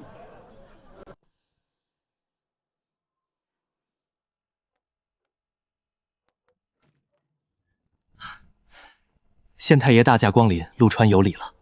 此地你我2人，何须再假扮这些繁文缛节？繁文缛节，数百年来，齐国以文治天下，以儒写春秋。县太爷下次可莫要再说这种话了。前夜到底是什么情况？具体情形我已告知你派来的侍卫了。不过嘛，有些事还是当面说比较好。那天我送了刘金石一瓶穿肠毒，寻思着让他自己体面，结果不曾想他闹出这么大动静来。不留痕迹杀死刘金石的方法有很多种，你大可以等他跟我交接完事务之后，等刘金石出县城再动手。今年雪早，只需1场雪，什么痕迹都能抹得渣也不剩。可你偏偏要抢这么一点时间，而且还没做干净，如今还要让我来给你收拾这烂摊子。陆川，你知不知道我们现在到底是在为谁做事？你知不知道你的纰漏可能要捅出多么大的篓子？你知不知道惹恼了那位大人，我们会是什么下场？那你知不知道，白龙卫的人出现在了县外，个个都是1等1的高手。苦海县荒芜，对比起他处的富饶，用荒芜来形容也绝不为过。你猜猜白龙卫的人为什么会来这里？让刘金石出了城，难道你要我去从白龙卫的手中抢人？所以盘龙宫的那位已经洞悉到了什么？他是否洞悉到什么根本不重要，重要的是他不能有证据。若不然，我为何要费尽心思搞来一瓶毒药，把火引到忘川的身上？哼，我难道不知一刀宰了刘金石更为痛快？只是反咬我们刘金石如此心狠手辣，连自己的妻儿都不放过。等等，你是说那夜刘金石让他的妻儿趁着夜色出逃时？你当刘金石真是傻子？他会不知道忘川的人在盯着守着他吗？不过是拿自己老婆孩子当诱饵罢了。要我说，虎毒还不食子，人能做到这种地步，当真够绝。我其实留了个心眼儿，那夜早对忘川的人有过吩咐，让他们小心流金石调虎离山，偷偷潜逃。结果没想到后面还是出现了意外。会不会是白龙卫的人？白龙卫的人藏得很好，其实他们并没有暴露。我之所知道他们来了，是因为我有特殊的眼线。那些家伙都在县外，没有进来。但凡我不透露消息，忘川的人也绝对不会发现他们。忘川这一次来的刺客，多是隶属于林、火、山三字旗，能混入林字旗的人，武学修为绝不会低。先前看守流金石的那些刺客里，就有一名林字旗的人，此人姓李名善，在林字旗排行47，入行7年，杀433人，前夜于流金石府前出手，一招后被折断兵刃，断刃刺入喉中，立时暴毙。这种鸟不拉屎的地方，就算真的有高人，必然也是隐居客，跟忘川有私人恩怨的可能不大，更不可能大打出手。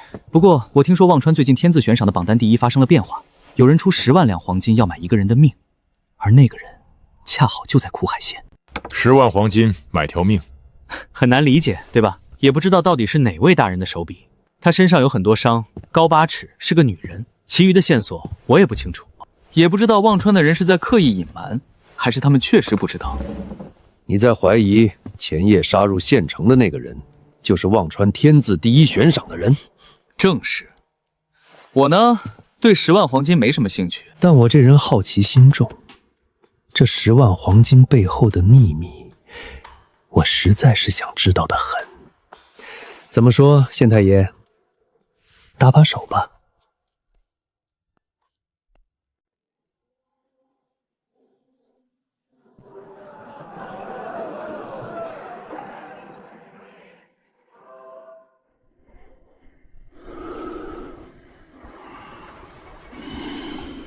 你走后30年，生死不知。忘川没了孟婆一职，十殿阎王便发了脾气，发动了江湖上许多势力寻你，内部死了很多人。我们这些人，双手全都脏得要死。忘川之中没有无辜，他们因我灭亡，算消了我年轻时犯下的业障。你呢？此来找我，所谓何事？我冒着生命危险帮你守了30年的秘密，守了你30年逍遥自在，如今我也想从你这里抽走10年。我退出江湖30年，早握不得兵刃，杀不了人了。那我便没找错人。你找我不为杀人，又为什么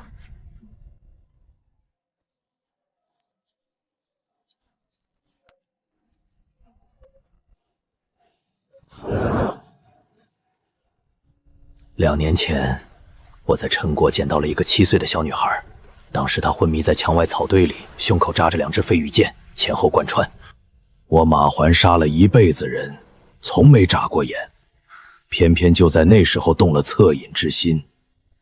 我拔了她身上的飞羽箭，用内力为她止血，用烈酒为她伤处驱邪。眼看着她快要好起来，却没想她又染上了一场恶瘟，高烧不退。我四处寻医无果，都已经为她备了棺材，结果最后她竟然自己熬了过来。醒来后，她看着我喊了一声爷爷，从那时我便将她当做了我的亲孙女。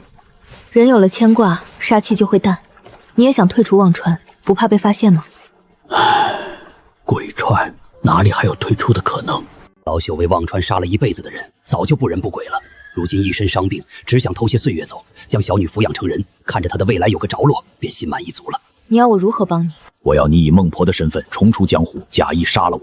我年轻时因机缘巧合，曾与北海道人修习过一门奇术，名为惊潜。这门奇术可以让我的躯体假死数日，你帮我脱身，此后咱们30年恩怨情谊皆一笔勾销，如何？30年前我曾向他许诺，不再沾染江湖恩怨之事。马环，你来晚了。那个少年，少年吗？已经过去30年了，时间好快。足一仙，只有你能帮我了。你在忘川做事这么多年，就没有一个信得过的人？可悲嘛，就是这样。大家的手上都有着数不清的人命，为财而死，为名而亡，何谈信任？你不是去找传秋了吗？这么快就回来了？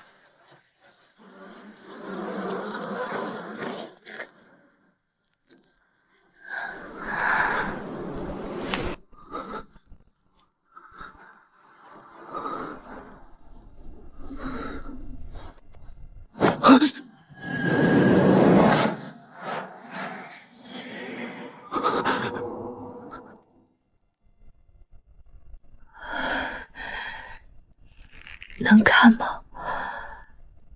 能活吗？能活的话就不用看。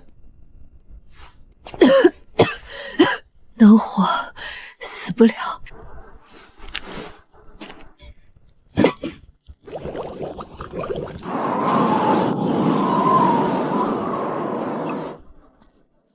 喝热水。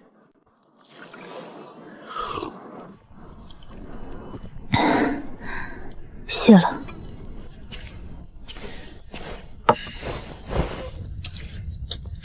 遇到高手了？算不上高手。不这样，嘴还这么硬，不算高手，把你伤成这样。旧伤复发了而已。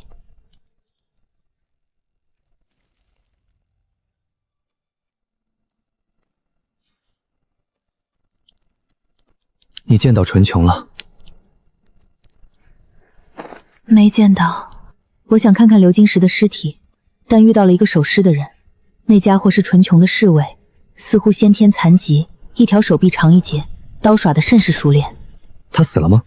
没死，我刀偏了，砍了他一条手。温超生，你说的没错，刘金石的死确实有问题，而且是大问题。他们给刘金石的尸体做了简单的防腐，肚子上有缝线，估计是在找那瓶穿肠毒。那些家伙也是蠢，既然想杀刘金石，一刀宰了不就完了？要么无声无息的埋了，要么直接选个替罪羊，弄来弄去，最后弄成这样。除非他们有不得不这么做的理由。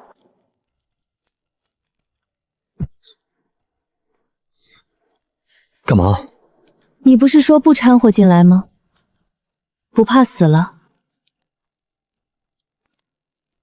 那你听不听？听。这些人不是一般的亡命之徒，刘金石的死明显是他们有组织有预谋的。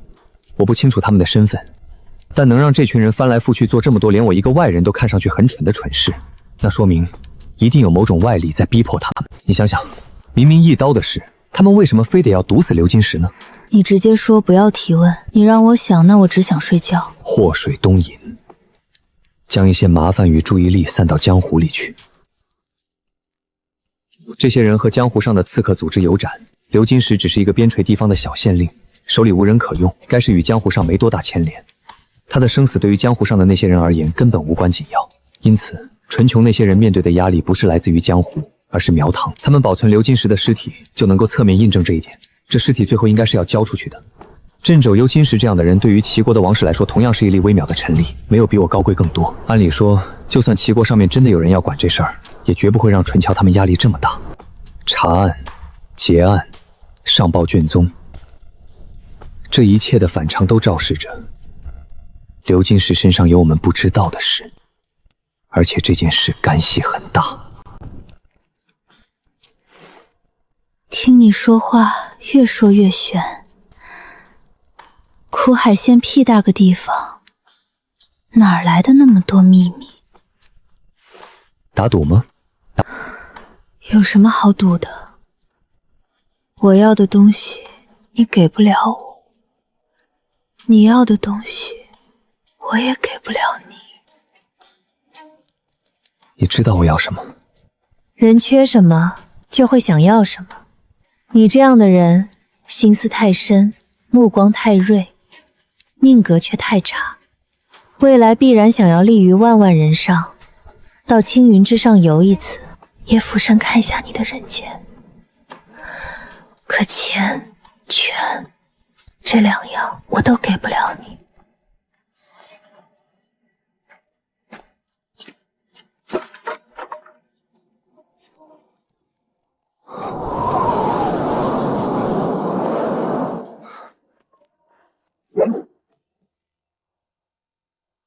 我不是来找麻烦的。聪明的做法。不过，倘若我真是来麻烦的，你根本没有扔刀的机会。你是从丰城来的？有事说事，没事滚。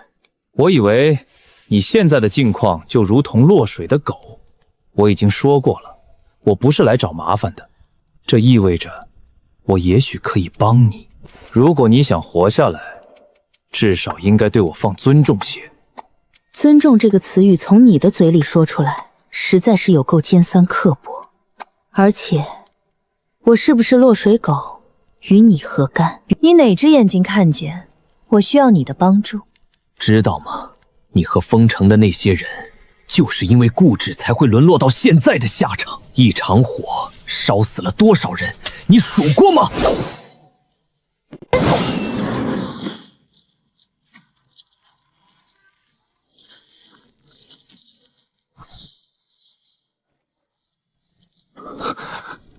如果你不是来找麻烦的，那你就不该招惹我；如果你是来找麻烦的，更不该离我这么近。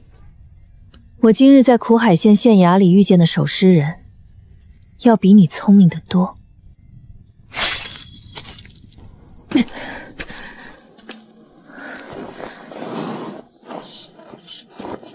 我来洗吧。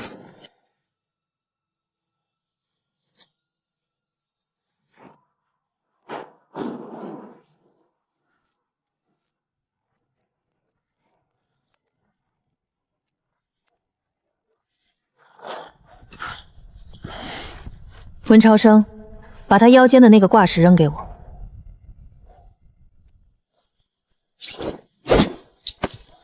谢了。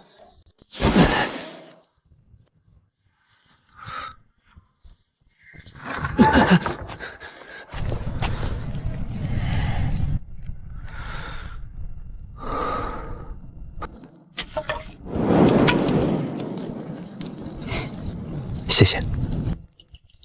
谢什么？那天喝酒，我也提起了以前的事。我得谢谢你的不杀之恩。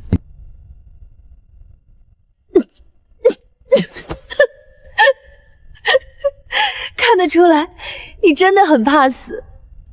不是怕死，是惜命。有区别吗？有，而且区别很大。今夜来的人是白龙卫，这些家伙很难缠，有人死了，其他人不会轻易罢休。我建议你这些天最好不要再来破庙，反正你已经有了齐国人的身份，县城里总有能让你落脚的地方，那里至少要比破庙里安全得多。白龙卫又是什么组织？白龙卫是宫里的一股势力，极为神秘，极少在江湖中抛头露面，可威望很高，连忘川与九更都不愿轻易与其发生摩擦。那忘川与九歌呢？忘川是纵横四国的天下第一刺客联盟，每年从四国的王室手中花费许多财物购买死囚，再将这些死囚们通过极为残忍的方式锻炼成杀人不眨眼的人形兵器。这些人上到达官贵人，下到市井百姓，只要给够钱，谁都能杀。组织里分为风、灵、火、山四旗，其中风旗的刺客实力最为可怕，其中12人都是四国江湖中有着赫赫凶名的存在，武功造诣深不见底。而九经则是发源于西边陈国的一股力量，它是天下最大的商队，势力遍布四国每一个角落，哪里有钱赚，哪里就有他们。最大的商队有多大？才能通神，富可敌国。我对他们的了解也不算深，只能简单跟你聊聊。总之，以你如今的情况，无论是谁都招惹不起，老老实实待在县城里，是你最好的选择。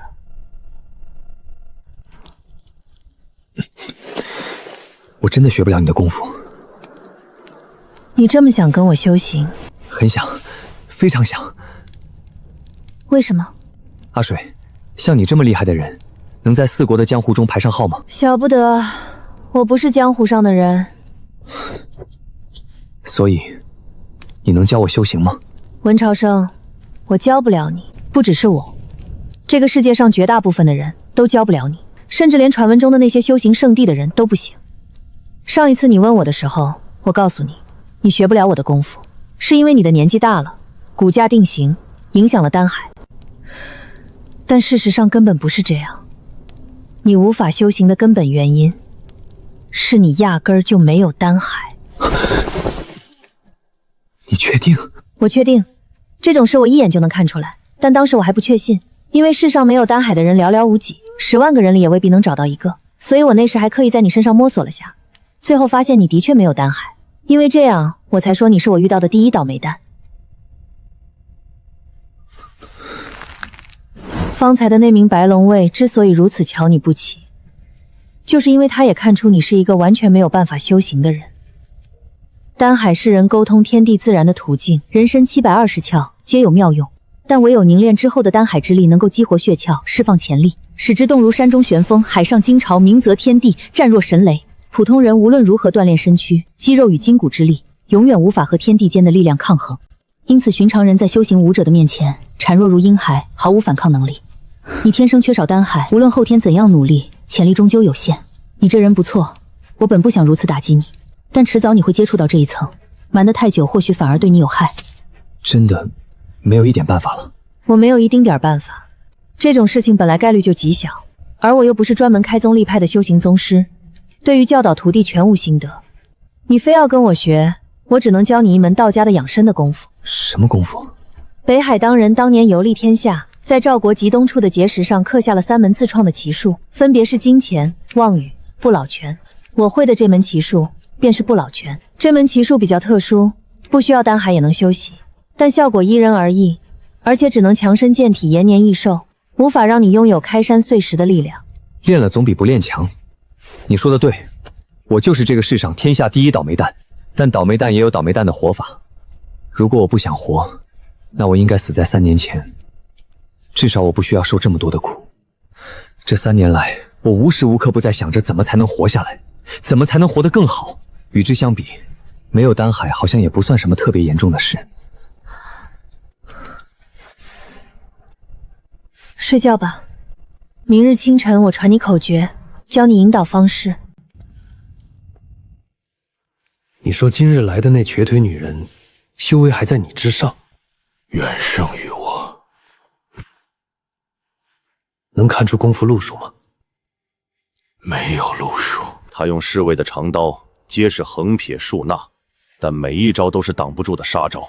幸是他腿瘸，身法不便，我与他缠斗10招，交手1招，输了一条手臂，而且他身上有伤，还不轻。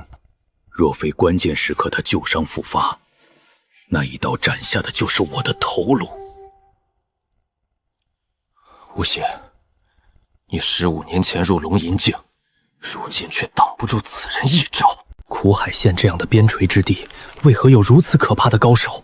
指不定是宫中的贵人发现了些蛛丝马迹，私下里派遣了白龙卫中的3当头来此地查询。白龙卫的3当头就有1人是女流之辈，难道这一次来查看流金石尸体的那人？大人莫要惊慌，凡事关心则乱。今日我观那女人穿着破旧，如同流民一般，身上还有许多触目惊心的伤痕，想来本身就带着极大的麻烦。这样的人多与宫中无关，只要入了江湖，什么大事都是小事。你说的有理。今日我与陆川在鸳阳楼商谈前夜之事时，他告诉我了一则隐秘，说忘川最近天字悬赏上出现了一个大货，价值10万黄金，也是一个女人，高8尺，浑身是伤。现在想来，今日来县衙查尸的人可能多半就是他。只是他为何会对流金石的生死如此关心？大人想知道的话，不妨就配合陆川查查。流金石这种边陲的小县令，不可能认识那么厉害的江湖人士。对方今日来查看流金石尸体的行为动机太怪。流金石的尸体最后一定要随着卷宗全都上交给隶属大城广寒城的司法机构，待那头确认无误之后，再将一切手续传回王城，这件事才算有个彻底了结。今日我本来没同意陆川的提议，他侍奉的那位大人实在是太危险了，我得罪不起，任何可能节外生枝的事儿我都不想做。真要是跟他凭空惹了祸端，牵连的可不只是我个人。但现在看来，我好像没得选择了。吴邪，明日我修书一封，你帮我送去吧。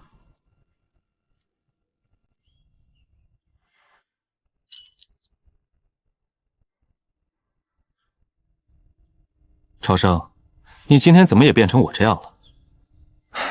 是啊，睡了一觉，有了烦心事。你有什么烦心事？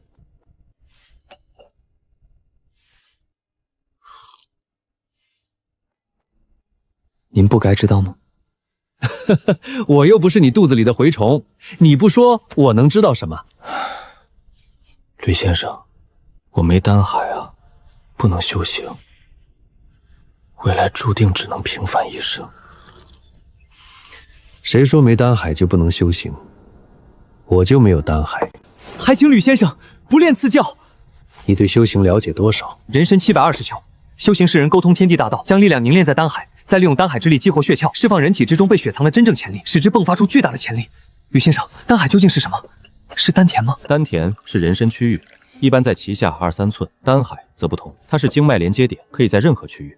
丹海是真实存在的，却不落实到肉身上，更多是一种感觉，玄妙也准确，神奇。你若是修行，能顺贯奇经八脉，直抵血窍，激发潜力。世上的人无数，各自潜力不同，有人经脉堵塞，撑不住丹海之力；有人血窍枯朽，720窍只通一半，能发掘600窍以上的不过寥寥。血窍之说，只是世间大流，并非窍越多修为就越高。剑阁阁主涂山白，穷其一生只修掌间一窍，同样纵横世间。一生只练一世，出便是无敌，天下英雄不过一合之敌。倘若没有丹海，又如何修行？天下大道四通八达，心思到了，何处不是修行？吃饭、睡觉、走路、砍柴，这不才过去2、3天吗？你砍柴难道不是顺手多了？是与从前不同，但我想学的修行是让我有自保之力，不是沦为鱼肉。修行者怎么了？修行者就不吃饭、不睡觉了？都是人，说不一样，其实都一样。我要怎么做，吕先生？喝茶、下棋、吃饭、劈柴，书读千遍，其义自现。做什么事其实都差不多，修行的本质又有几人想明白？我去河边散散步，你劈柴累了就来院里喝茶。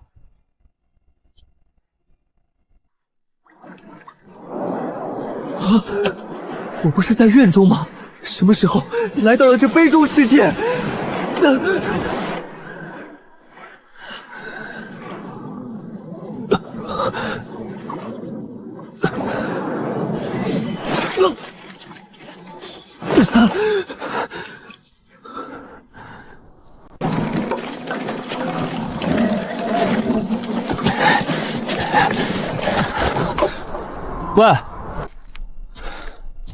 喂，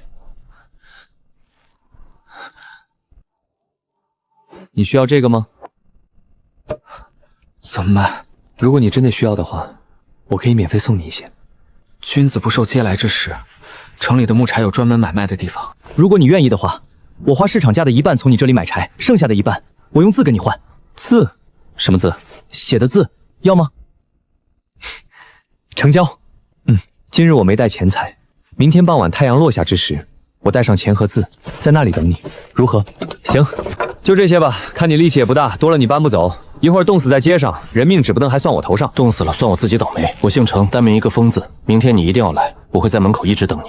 没问题，我叫文朝生，明日傍晚县城门口碰面。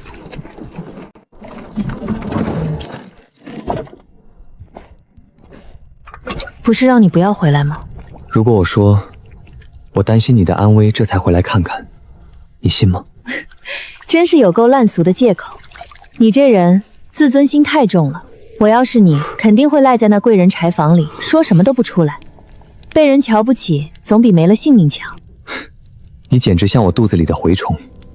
吃饭呢，不要说这么恶心的话。今天有人来找你吗？今日无人打扰，我睡得很好。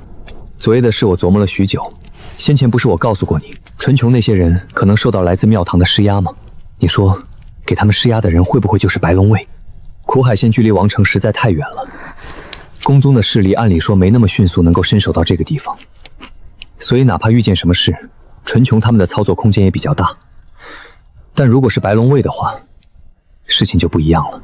他们虽然是为齐国的王治办事，但却是江湖势力，平日里四通八达，兴许很多地方都有他们的身影。这种背后站着王族权力的强大江湖势力，在齐国的任何角落都可以酿成最直观的祸患。目前我能纯琼他们犯蠢的可能，就是纯琼他们要做的事情不能让白龙卫知晓，甚至最好不要惊动白龙卫。但从另一个角度来说，无论是纯琼还是白龙卫，都是为宫里的大人物办事。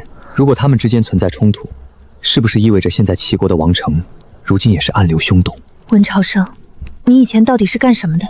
我这里受过伤，18岁以前的记忆都忘了，就记得县外这3年。你别问我以前做什么，我连自己爹妈是谁都想不起来。但我觉得我应该没有什么离奇的身世，不然我要么已被家族的人找到成了权贵子弟，要么已经被家族仇人灭了种。只有这天下第一倒霉的倒霉蛋，才不会被人惦记。你说呢？接下来的日子，你得多多提防一下。不管你是哪方人，去动刘金石尸体的事儿，纯琼一定会心生怀疑。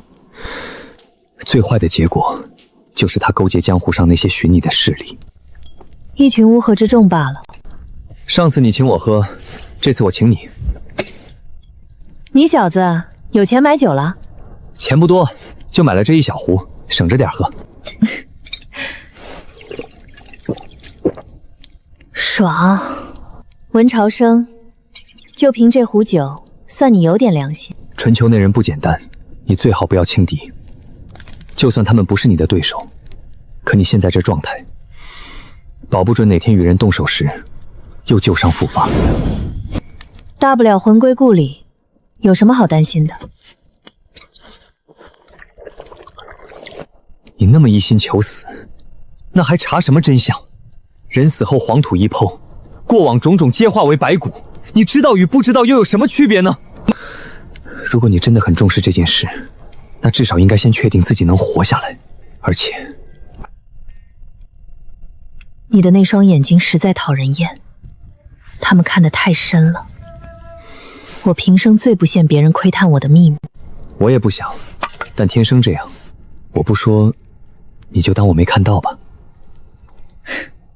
我开始后悔跟你这种人交朋友了。有多后悔？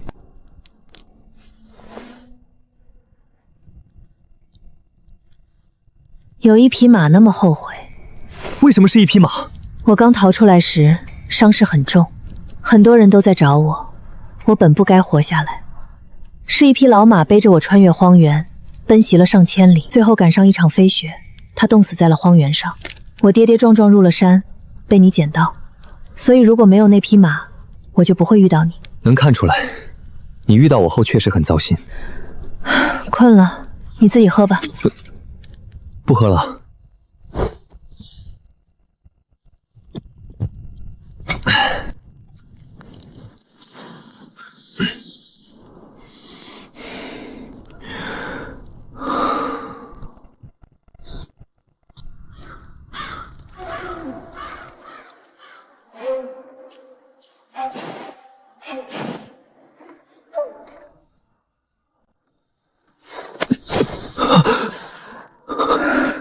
发生什么事了？来人了，庙北、义岭外，36人。别找了，柴刀在我手里。庙里不是有那么多武器，你非要抢我柴刀？你这劈柴的刀不错，我用着趁手。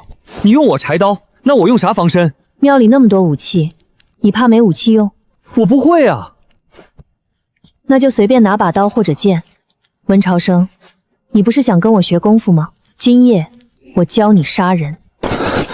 我觉得以我现在这个状态，出去跟人干架纯粹就是送死。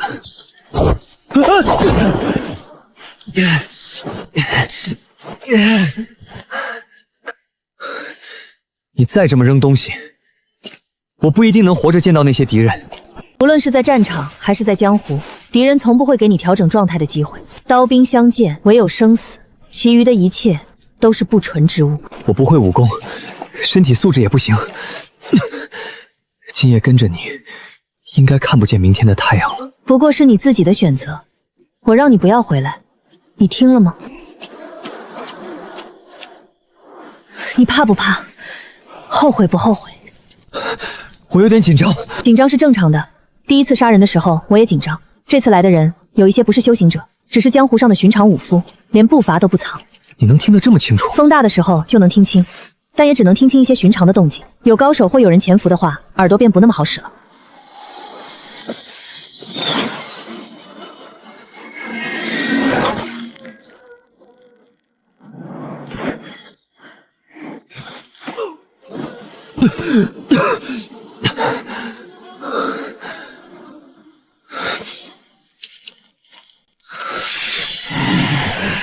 这些人都是修行者，我腿瘸了，处理他们需要时间。混朝生，听我说，别看弩箭，要去听。我也没练过自己的听力，只怕判断不准确。那就判断准确点儿。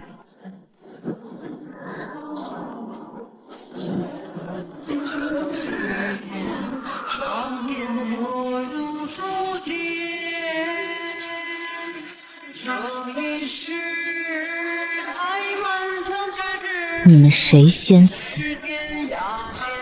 那姓陆的说，你人头很值钱，杀了你能进风字旗。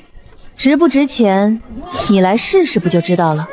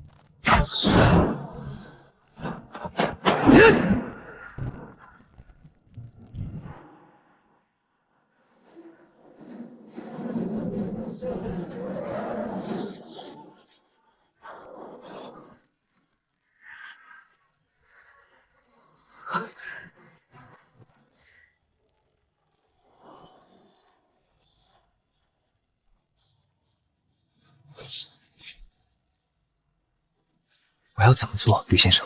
喝茶、下棋、吃饭、劈柴，书读千遍，其义自现。做什么事其实都差不多，修行的本质又有几人想明白？刚才那一下是在杀人，还是在劈柴？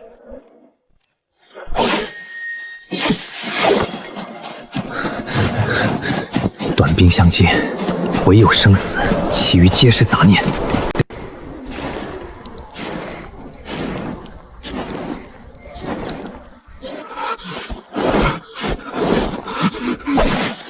身为忘川的人，临场怯阵，实在不该。你受了这么严重的伤，还能撑到现在，你的人头确实值这个价。我白幼宇最是喜欢赌场和情场，还从来没有撞过这般大运。原来我的运气都是老天爷为我留到了今天。我一直想进风字旗，但是缺块敲门砖。今日请你帮帮我。根据我多年来的经验，人不会一直好运，但会一直倒霉。赌徒每次输了之后，总认为下次一定能赢回来。只不过对你来说，这可能是你这一生最后一次。待我仗剑的鱼刺扎入你的心脏之后，你便知道自己是何等的愚昧。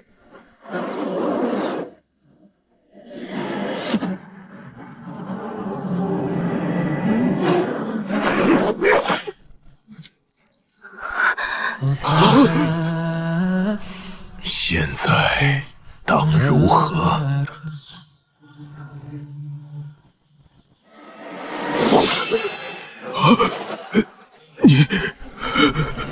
你确定自己真的刺中了？怎么可能？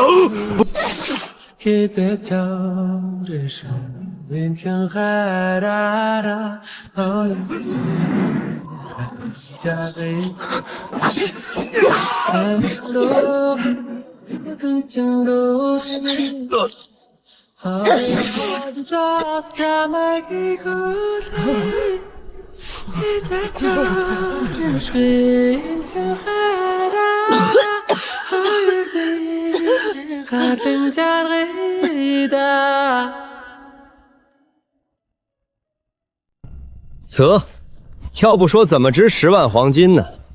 江湖上的人和官家的人一个没剩啊！下手真狠，陆先生，这些人全都是被一招斩杀的。全是一招。一招。同一个人吗？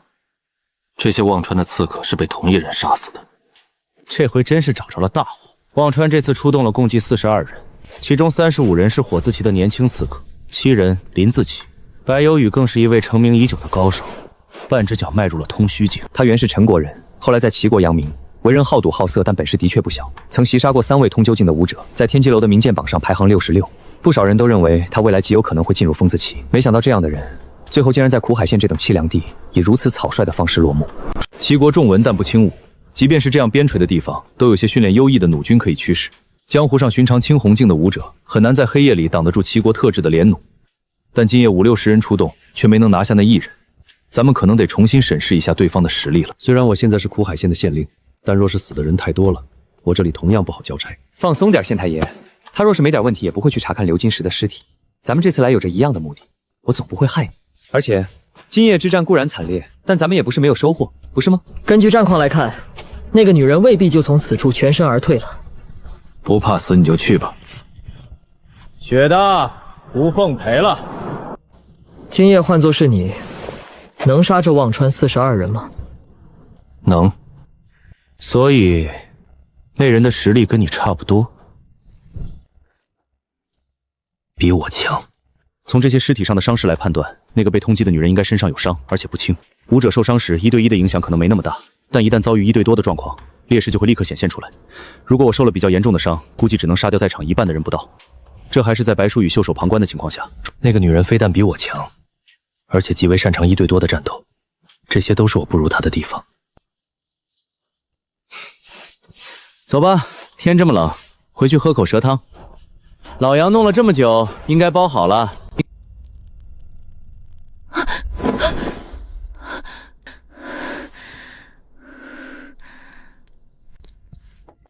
醒了？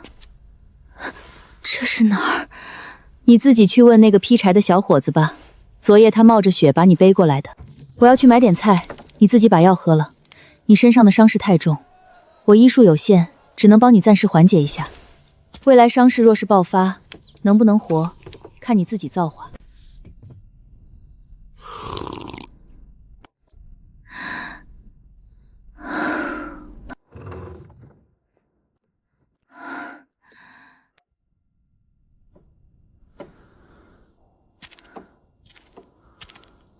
我一直觉得我的命已经是天下第一硬了。昨夜被你来找吕先生，后背处的棉衣几乎给血浸透，连我都没想到你能活下来。修行者的体质是不一般，跟修行者的体质没有直接关系。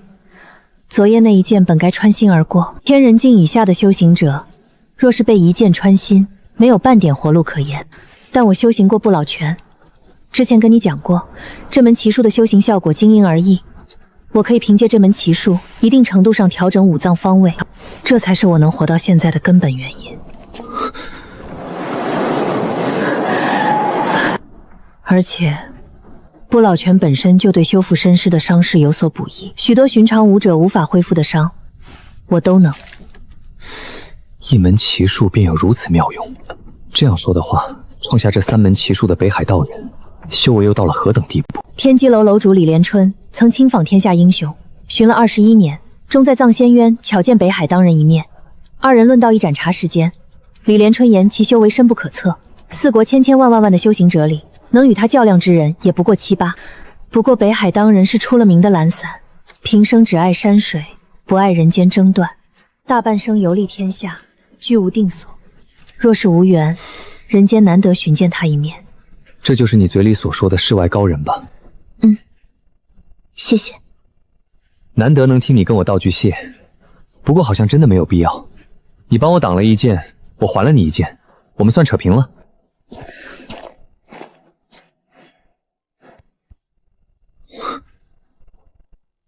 没点默契，我是让你给我些钱。你要钱做什么？买酒。你现在这情况能喝酒？喂，钱还我！大白天县城里那么多人，你觉得现在出去合适吗？能不能消停会儿？那你去帮我买。出门往右去，1里内就有一家酒铺。你怎么知道？我闻到的，那家酒铺最香。我口渴了，快去，下次我请你喝。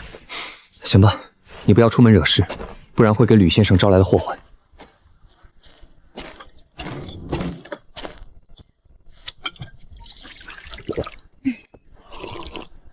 真爽。也不知道你一个女人怎么就这么嗜酒。喝了酒，伤就不痛了，所以酒这东西天下第一好。说的有理，那我陪你喝点儿。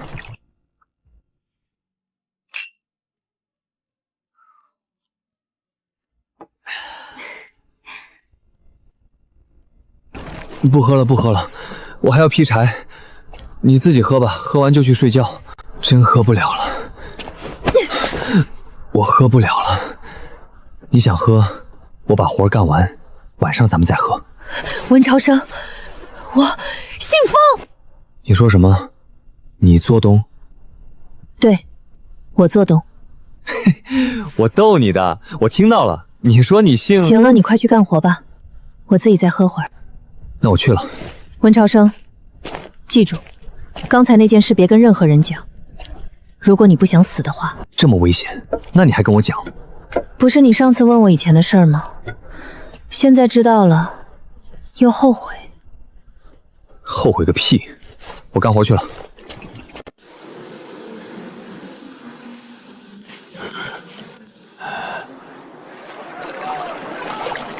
昨夜的事，谢谢了。谢什么谢？我干了一辈子这个，叫我去做些其他的，还真不一定这么顺手。那小伙子什么来头？谁？你们收留的那个？不了解他的过去，这年轻人是3年前突然出现在苦海县的。我与夫君在此地落脚了这么多年，没在之前见过他。你们没问过？每个人都有属于自己的秘密，何必那么追根究底？问来问去，知道了又能如何呢？30年了，你真是变了许多。再次相见，我都觉得自己好像是在和一名陌生人说话。昨夜那小子也算是有些狠劲儿，岩上阴妖，向内苍虫，他该是都看见了。身上无半点修为，提着柴刀，背着人，一步不肯让，要跟人家干架。我人老了，最是见不得这等少年的义气，也不知是羡慕还是惜才。若是你们不曾收留他，我都想收他做徒弟。那年轻人没有丹海，你教得了他？教些杀人术还是没有问题，未来在江湖上行走，能防身。老马，这少年虽然没有丹海，却是个不得了的好苗子。夫君点了他一下，未来若是开悟，前途不可一般而语。莫要用人间凡术误了人家前程。晓得你担心什么？我如今自己都不想在忘川混了，还把别人拉进来做甚？老朽4国江湖纵横了大半辈子，也有些本事，能传不能传，皆看缘分吧。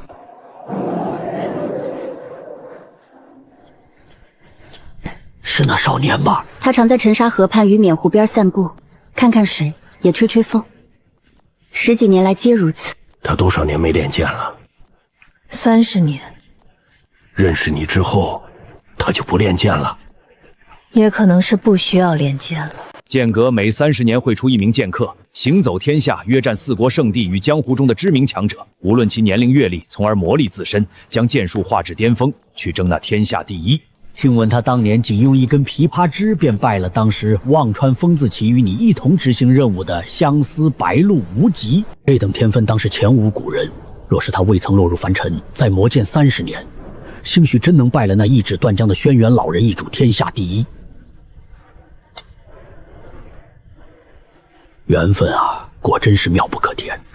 也可能我从来不想做一名杀手，他也不想当那个天下第一。相识30年，夫君从来没提过这事，他是真的没有兴趣。谁爱是天下第一，谁就是吧。那轩辕老人独守枯碑180年，难道就不寂寞吗？时间差不多了，我要回去做饭了。昨夜的事，你真的处理干净了？对我们来说，还有比杀人更顺手的事吗？昨夜看见那小伙子踪迹的人不多，杀了便杀了，谁会在意少了几个不成气候的亡命之徒呢？关于你的事，我想回去与夫君商议一下，晚些再答复你吧。反正你已经等了这么久，也不急这些天了。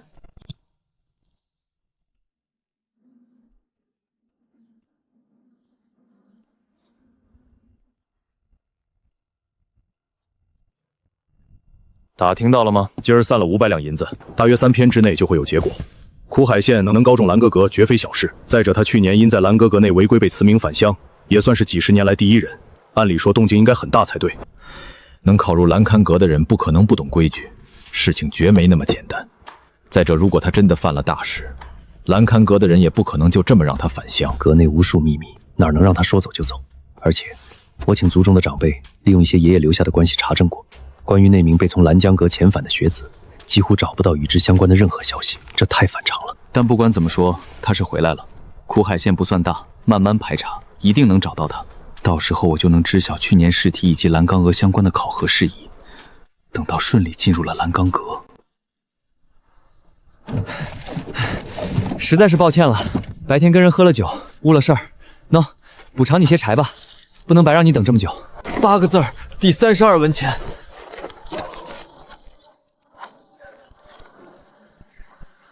好字，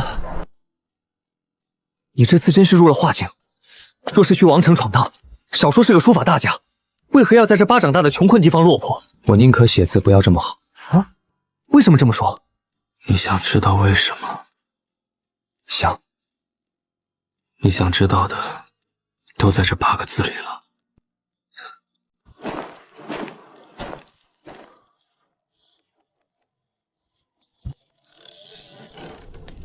咪姨，老张还没回来吗？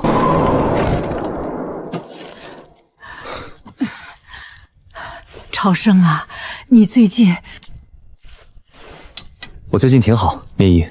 新县令上任，我拿到了齐国人的身份，还找到了一个不错的差事。那就好，那就好。之前还听老张在说这件事，我担心的不行。好在新来的县令看上去人不错，日后你可要好生在县城里生活，切莫要结交些狐朋狗友。超生，一多嘴一句，你还年轻，只要勤奋些，相信不久的将来就会苦尽甘来。只可惜，我家那小子若是没有从军，现在也该是你这般年纪了。算起来，他已经整整7年没回家了。莫姨，齐国军旅管控如此严格吗？新年时节都不能回家？几千里的路，哪说回来就回来？我跟老张老了也没那么多希冀，他呀，只要活着，比什么都强。没问题的，莫姨。天下太平了500年，没有战事，边疆便只有一些游牧者或是凶徒干扰，掀不起大浪，将士们自然也没那么危险。这倒是，长工那娃小时候有股子蛮力，最是喜欢。老张揍了他几次，怎么也不听。没想到去了军队里啊，几经打磨，居然练出了一手漂亮的好字。这几年给我们寄信，字儿真是越写越漂亮了。我啊，每过1个月就要把这些信拿出来，放在火炉子旁烤烤，免得生霉了。让老张也好好看看，咱长工可算出息了。哼，免得天天一提他娃，他就一副嫌弃嘴脸。哼，这老东西，我还不懂他。娃真要是回来了，他心里指定比谁都高兴。哎，朝生，你识字儿，来看看长工写的信。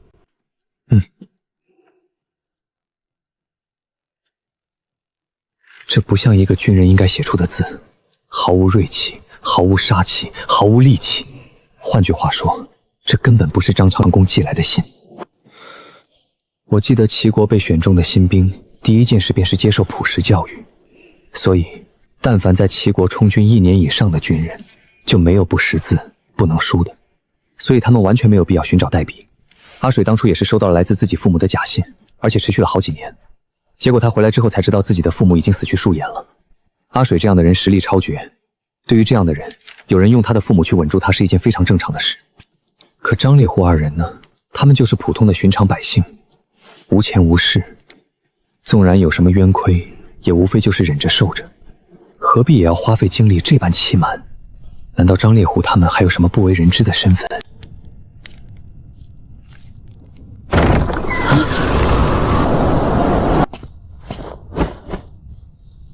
天天净盯着这些没用的东西，写狼多信有啥用？多少年了，连个影儿也没见着，死没死都不晓得。你个嘴碎鬼，嘴巴里尽吐不出好话。那长工要是有事儿，咱能年年收到他的信。未来若是长工立了功，有了官位在身，不是光要了你这个老东西的门籍，而且长工这么久在边疆没回家，说明啥？说明咱长工出息了，能力强。边疆那块地离不开咱长工。长工哥的字的确是越写越好看了。老张，我给你们带了烧鹅，虽然冷了，但是蒸蒸也能吃。有宅子吗？有住的地方。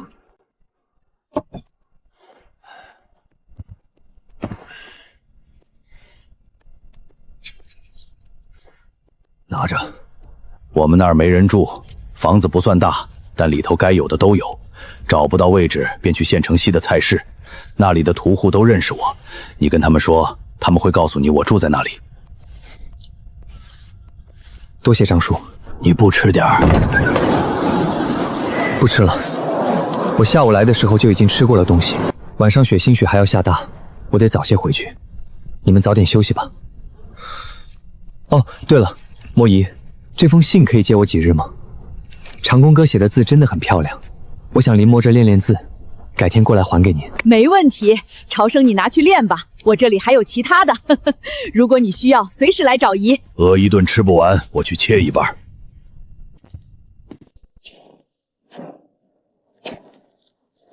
这封信背后，恐怕牵扯着一件波及极广的大事，上到庙堂，下到庶民，全都与之息息相关。怎么，有隐情？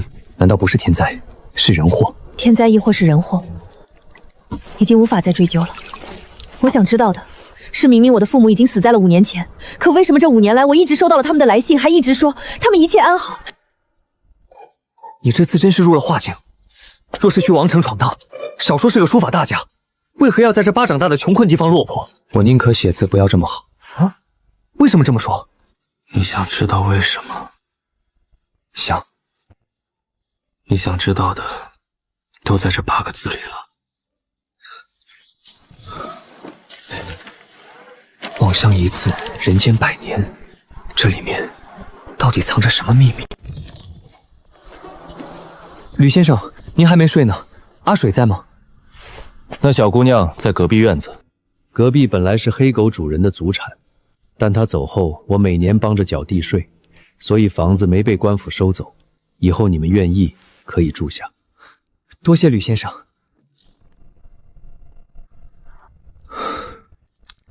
干嘛去了？阿水，我问你，你以前是不是军人？怎么突然这么问？一封从军者寄给自己父母的信，都是些简单的问候，没看出什么异常。这跟你刚才的问题有什么关联吗？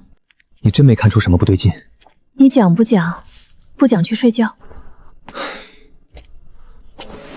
这封信的主人本来应该是一名军人，这字根本就不像是军人写出来的。退一万步讲，哪怕有些人天生字迹就是清秀些，但这股养尊处优感和书生味儿，绝对是模仿不出来的。所以，这封信和当初寄给你的那些属于你父母的信一样，都是假的。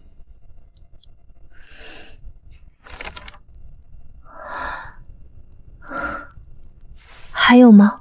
我不知道，我之前也遇到了一个人，书法很厉害，但默默无垠，没有靠这个赚钱，甚至1个字4文钱卖给了我。我知道，对于普通人来讲，1个字4文钱已经够离谱了，毕竟写字需要花费多大的功夫和精力呢？不过你得相信我的眼光，我自己本来就是对于书法很有研究的人。那人虽然看上去落寞，但绝对算得上书法大家。若是去了齐国任何一个妇孺的都城，定能混出个名堂。1字千金，对于一个尊儒的国家而言，绝非说着玩玩。你不是流民吗？这么了解？我是流民，但不是聋子，也不是瞎子。说回那人，他似乎被些事情给困顿住了，之前还说自己宁可写字不要这么好。老实讲，我回来之前脑子里一直都是跟这人的对话，甚至连我自己都不知道为什么。我总觉得最近好多发生的奇怪事情，冥冥之中都有着千丝万缕的联系。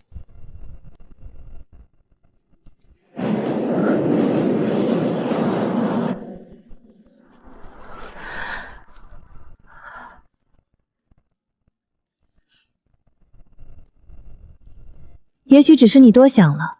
苦海县这个地方都是些无关紧要的人物，偶有联系，兴许都是些巧合。普天之下巴掌大块地，哪里来的这么多阴谋论？你在笑什么？你知不知道，你刚才眼睛里有火？什么火？一场大火。你想说又不肯说，那我来说，你听着。无论是你还是张猎户他们收到的假信，应该都有异曲同工之妙。想要确定这背后究竟是不是有一只大手在操控一切，方法也很简单，咱们只需要找到其他一些从军者的家人。你当年离开苦海县时，有没有随行的朋友？他们的家人应该也在苦海县。只要找到这些人，就能够印证我的猜想。想清楚了，只不准你先开些什么，发现些没烧干净的鱼蟹，火就这么烧到了你的身上。所以你好好养伤，伤好了，到时候就能保护我。你一个大男人，要我一个女人来保护，不丢人吗？你又不是没看见我的落魄，丢人总好过丢命。而且你和吕先生不同，他对我恩重如山，也不欠我什么。我当然希望能在他面前活得有尊严些。至于你，你欠我一条命，还有一壶酒，所以你保护我是理所应当。哪天若是你挡在我的面前，我一点也不惭愧。我以为你能在苦海县外以流民的身份活3年，必有过人之处，至少会些奇淫妙计。但现在看来，你的过人之处就是你足够无耻。你终于才发现我的无耻吗？我以为你早就发现了，毕竟这种特质很难隐藏。明日我给你3个地址，你且去看看。已经过去很多年了，我也不确定那些地方还有没有人住，住的人是否还是当年的那些人。回来的时候记得再带2壶酒，不，3壶，我一个人喝2壶，还是那家。不是该你请我喝吗？好啊，你给我钱，我请你喝。花我的钱请我喝酒，你太无耻了。跟一个无耻的人相处，那我也理应变得无耻些，不然占不着便宜。俗话说，酒是穿肠毒药，色是刮骨钢刀。你现在有伤在身，喝酒太多不利于伤口愈合。无事，穿堂毒我也照喝。买2瓶，我不喝，都给你喝。照你这么个喝法，我什么时候能买得起房子？买房子？你这么想不开，这钱留着喝酒吃肉，岂不痛快？一天50文肯定是不够了。好在劈了这么多柴，吕先生要不完，我可以去寻人卖些，有点额外收入。如今我身体也比从前要好些，回头劈柴熟练了，一天能省下1半的时间，就可以去县城里找点其他的事儿做。哼，你不是说自己对书法颇有研究吗？可以去风月场所卖字啊。好多贵人就喜欢显摆一下自己的文人气。你若是字真写得好，说不定被哪位贵人看上，钱不就来了？不行，我是对书法有研究，但入不得殿堂，只是棋形好看，字里行间写不出自己的风骨与韵味。而真正喜欢书画的人，往往都是喜欢内在的神韵。我这样的半吊子，苦海县穷乡僻壤，真正上赏书画的大家又有几人？你就是想的太多。明日你有空不妨去试试，真赚了钱，我1分不拿，请我多喝些酒就行。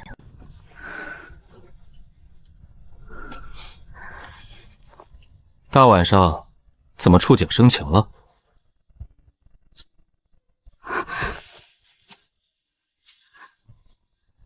有些不舍。既然是老友找你，那就帮忙，不过是简单的人情债，该还就还了，有什么难以启齿的？我曾向你许诺过。我忘了，我又不是神仙，30年是很漫长的一段时光，我怎么可能什么都记得住？天下很大，如果你觉得倦了，出去转转也好，老在一个地方待着会闷。回房休息吧，娘子，雪大了。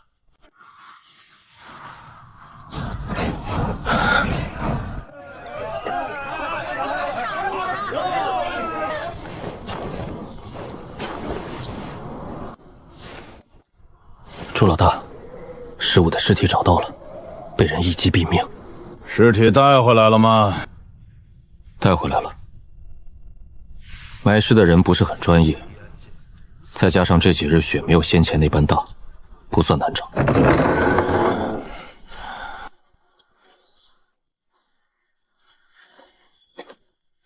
啧啧，被砍成这副模样，这是多大的怨气啊！15的武功高过我，在龙阴境里也能排得上中庸，擅长用剑，被一刀砍成这般模样。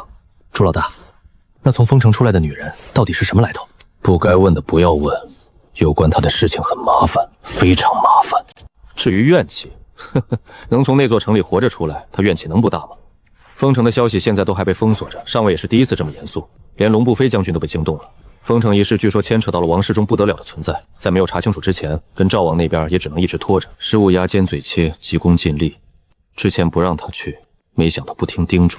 他本不是嗜杀之人，失误被他一刀砍成这样，定是说了什么不该说的事。要不换我去跟他聊聊，我嘴甜，定不惹恼他。小七，你嘴甜也架不住人家刀快，先别去讨扰他了。咱们此行一来，重点是查清楚刘金石的事儿。之前得到密报，说2月前有一封信从苦海县发往了赵国，想入赵国边关，需要齐国至少县令级以上的官员给予的官印与文牒。本来我寻思找刘金石好好问问这事儿，不曾想还没到他就死了，说这里头没鬼，我是不信的。苦海县这对边陲穷苦之地，寻常时候连亡命之徒都不愿意往这里来，这一下出现了这么多忘川的高手，还有那个纯琼，我前几日去查过了，这家伙根本没有任何过往政绩，也没有考取过功名，突然就被发了一纸官文，让他来这里任命县令，实在是太有意思了。能在齐国为官者，要么是顺利通过栏杆阁的选试，深道后被栏杆阁引荐出来的世子，要么是家族上有从政的经历且没有断过，经过家中的前辈们推举，最后从一个小官混起，这就导致齐国的官位对于部分人来说格外难以追求。或许不少人在江湖上混出了名堂，甚至名声显赫，腰缠万贯，但不得门路，最终也只能是边外的闲散人员，连县令这样的职位都拿不到。县令官职虽小，但这却是一条难得的晋升之路。一旦做出了些业绩，被齐归王城的大人们看中，调度到了富饶的城池，未来手中的权力渐渐变大了。官位是齐国王室权力辐射的象征。正因为这样，那些王城的大人们可能根本不在意，甚至不记得刘金石是谁。哪怕刘金石在边陲之地贪污搞些小动作，风声传去了王城，只要不太过分，也根本无人睁眼一看。但如果刘金石死了，这件事就有些大了。不在意刘金石性命的人，未必不在意自己的脸面。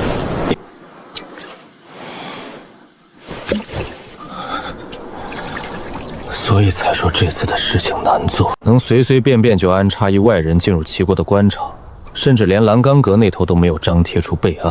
可以想见，让纯琼来苦海县上任县令的人，在王城有着怎样的权力？无非也就是那3位将军与5位大人。龙不飞将军可以确定与此事无关，剩下的……白龙卫也并非什么事都能查，尤其涉及王室。6年前的狄教头何等威风，公参造化，只差临门一脚便能登天，最后却仍是落得那般下场。朱老大，不行的话，您就把调查过后的烂摊子扔给上面吧。而且，如果咱们要强入城，只怕得跟忘川发生不小的摩擦。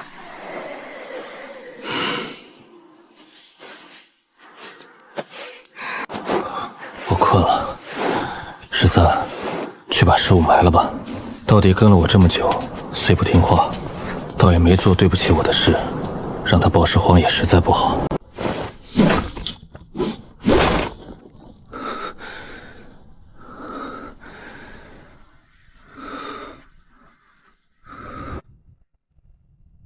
还是剑吗？又不像了。除了刀光剑影，好像还看见一个盘坐在树下的少年郎。你这是喝出了幻觉，要不就是有修道的天赋。我听闻1000年以前春秋历有道家仙辈梦蝶，每入定时，周遭会出现天地异象，无数彩蝶翻飞，化为虹桥。过虹桥者百病不生，福泽深厚。传言神叨叨，到了现在无数版本，也着实不知真假了。吕先生，我有一事想同你请教。关于修行，吕先生还会读心术？读心术都来了，世间哪有这般神术，能钻进人家的脑子里去看人家在想什么？若真有这门神术，那些齐国的达官冠人们可要战战兢兢了。天晓得他们这辈子干了多少见不得光的事。你平日里吃喝不愁，心思也不在这方面上，找我当然是为了修行之事。吕先生慧眼如炬，我虽然如今劈柴顺手了许多，但终究没有真正跨入修行，对于修行中的许多事不了解，譬如境界，或是如何辨别敌人的强弱等等。我也30年不练剑了，期间也没有接触过江湖中的事，每天就是喝茶、散步、养花。被你突然问起这些事，一时间还真有些混沌。我想想，如果我没记错，天下的武者该是将修行分为了5个境界。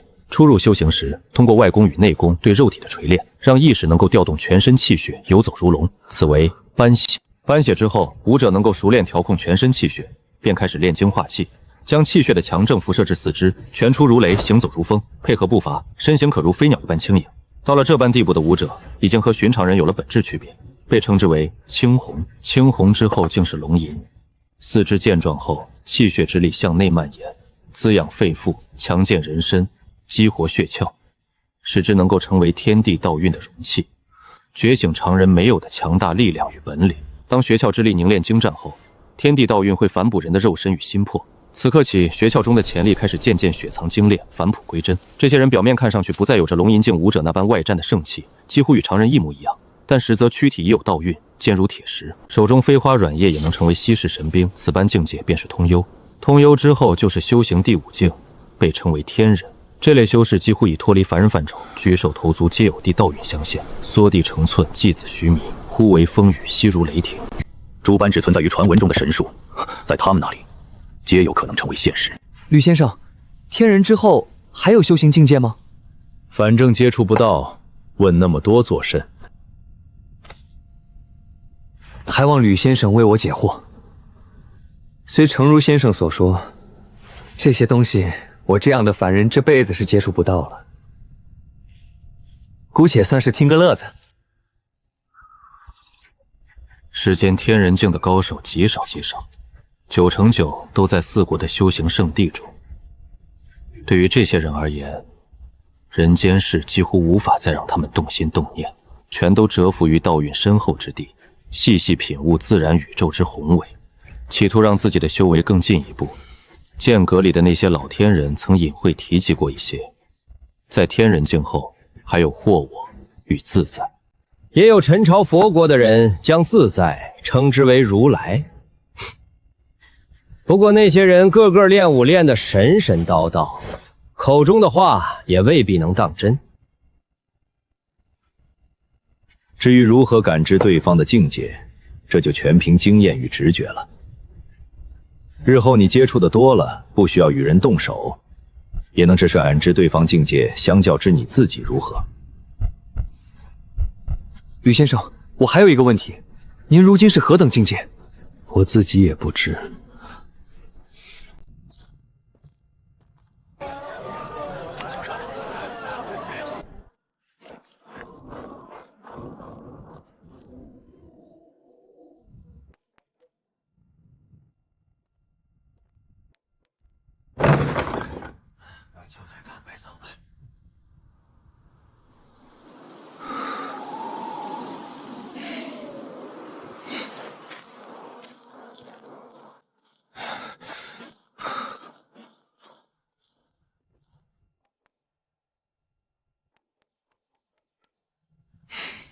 这家也没人住。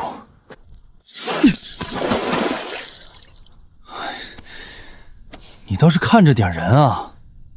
你自己不长眼睛，我以前可从没见在这条巷子里见过你。怎么，你又是哪家游手好闲的二溜子，大晚上的往这里钻，想偷东西啊？再不走，我可报官了啊！你先别报官，我跟你打听个事儿，你对面那家人是不是姓王，叫王坤？哎，你又是谁？你不认识我，我以前不是苦海县的人，才搬过来不久，来找王坤，是因为有人拜托我给他带话。谁委托你的？一个年轻人，我收了人家的钱，具体事情要保密，都是赚点辛苦费，体谅一下。他不在那边住很久了。那他去了哪儿？等着。老王，外头有个年轻人找你的。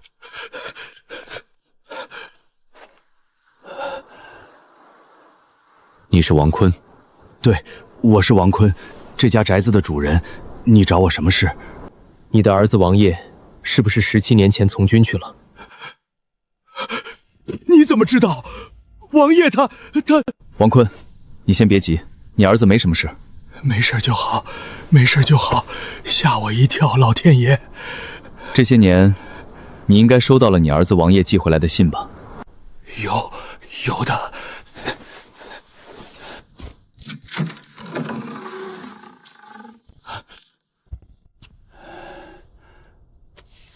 这位小哥，你是见过我家孩子吗？对，去年见过一面。你儿子没事，人长得比较黑，但变壮，变得魁梧了。那就好，那就好。我能带一封信走吗？过2天来还给你。好，没问题。对了，今日来的事情，别告诉其他任何人。好，我不说。他给你寄过钱吗？又或者你给他寄过？寄过，都寄的时候，他说边关战事吃紧，那些游牧凶徒老来犯事，问我要了些钱财，以备不时之难。他占很少，但我们为人父母，能知道孩子平平安安的活着就够了。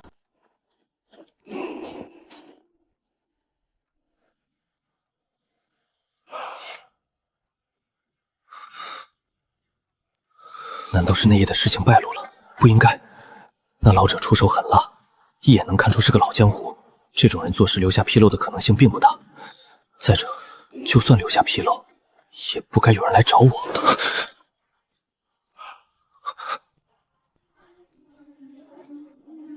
回去。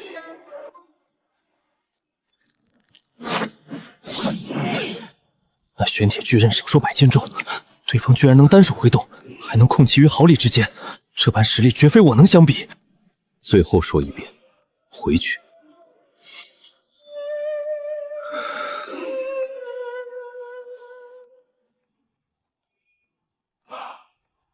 阿水不在身旁，吕先生也不在，那夜的老头也不在，没有反抗的可能。眼下只能见人说人话，见鬼说鬼话了。千驴，快把刀收了，好好的吓人家做什么？年轻人过来些，莫怕，我又不会吃了你。吃饭没？您吃了吗？我还没，那我也没吃。你小子有点意思，有点意思。走吧，我请你吃饭。鸳鸯楼以前去过没？没去过，没钱。我喜欢你的实诚，虽然你看上去并不像一个实诚的人。我叫陆川，你呢？温朝生。为谁工作？你怎么不说话？是不是风太冷了？陆大人，您看落水难题，这不就来了吗？什么落水难题？您妻子和您母亲同时落水，都不会游泳，您只能救一个，救谁？您妻子怀了您的孩子。这跟我问的问题有什么关系吗？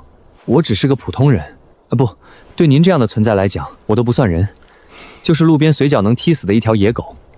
但我能看出您和旁边这位的身份绝不简单，不是我能得罪的。我也不确定给我工作的人是否跟你们有所恩怨，倘若有，那我就是害死了我的救命恩人。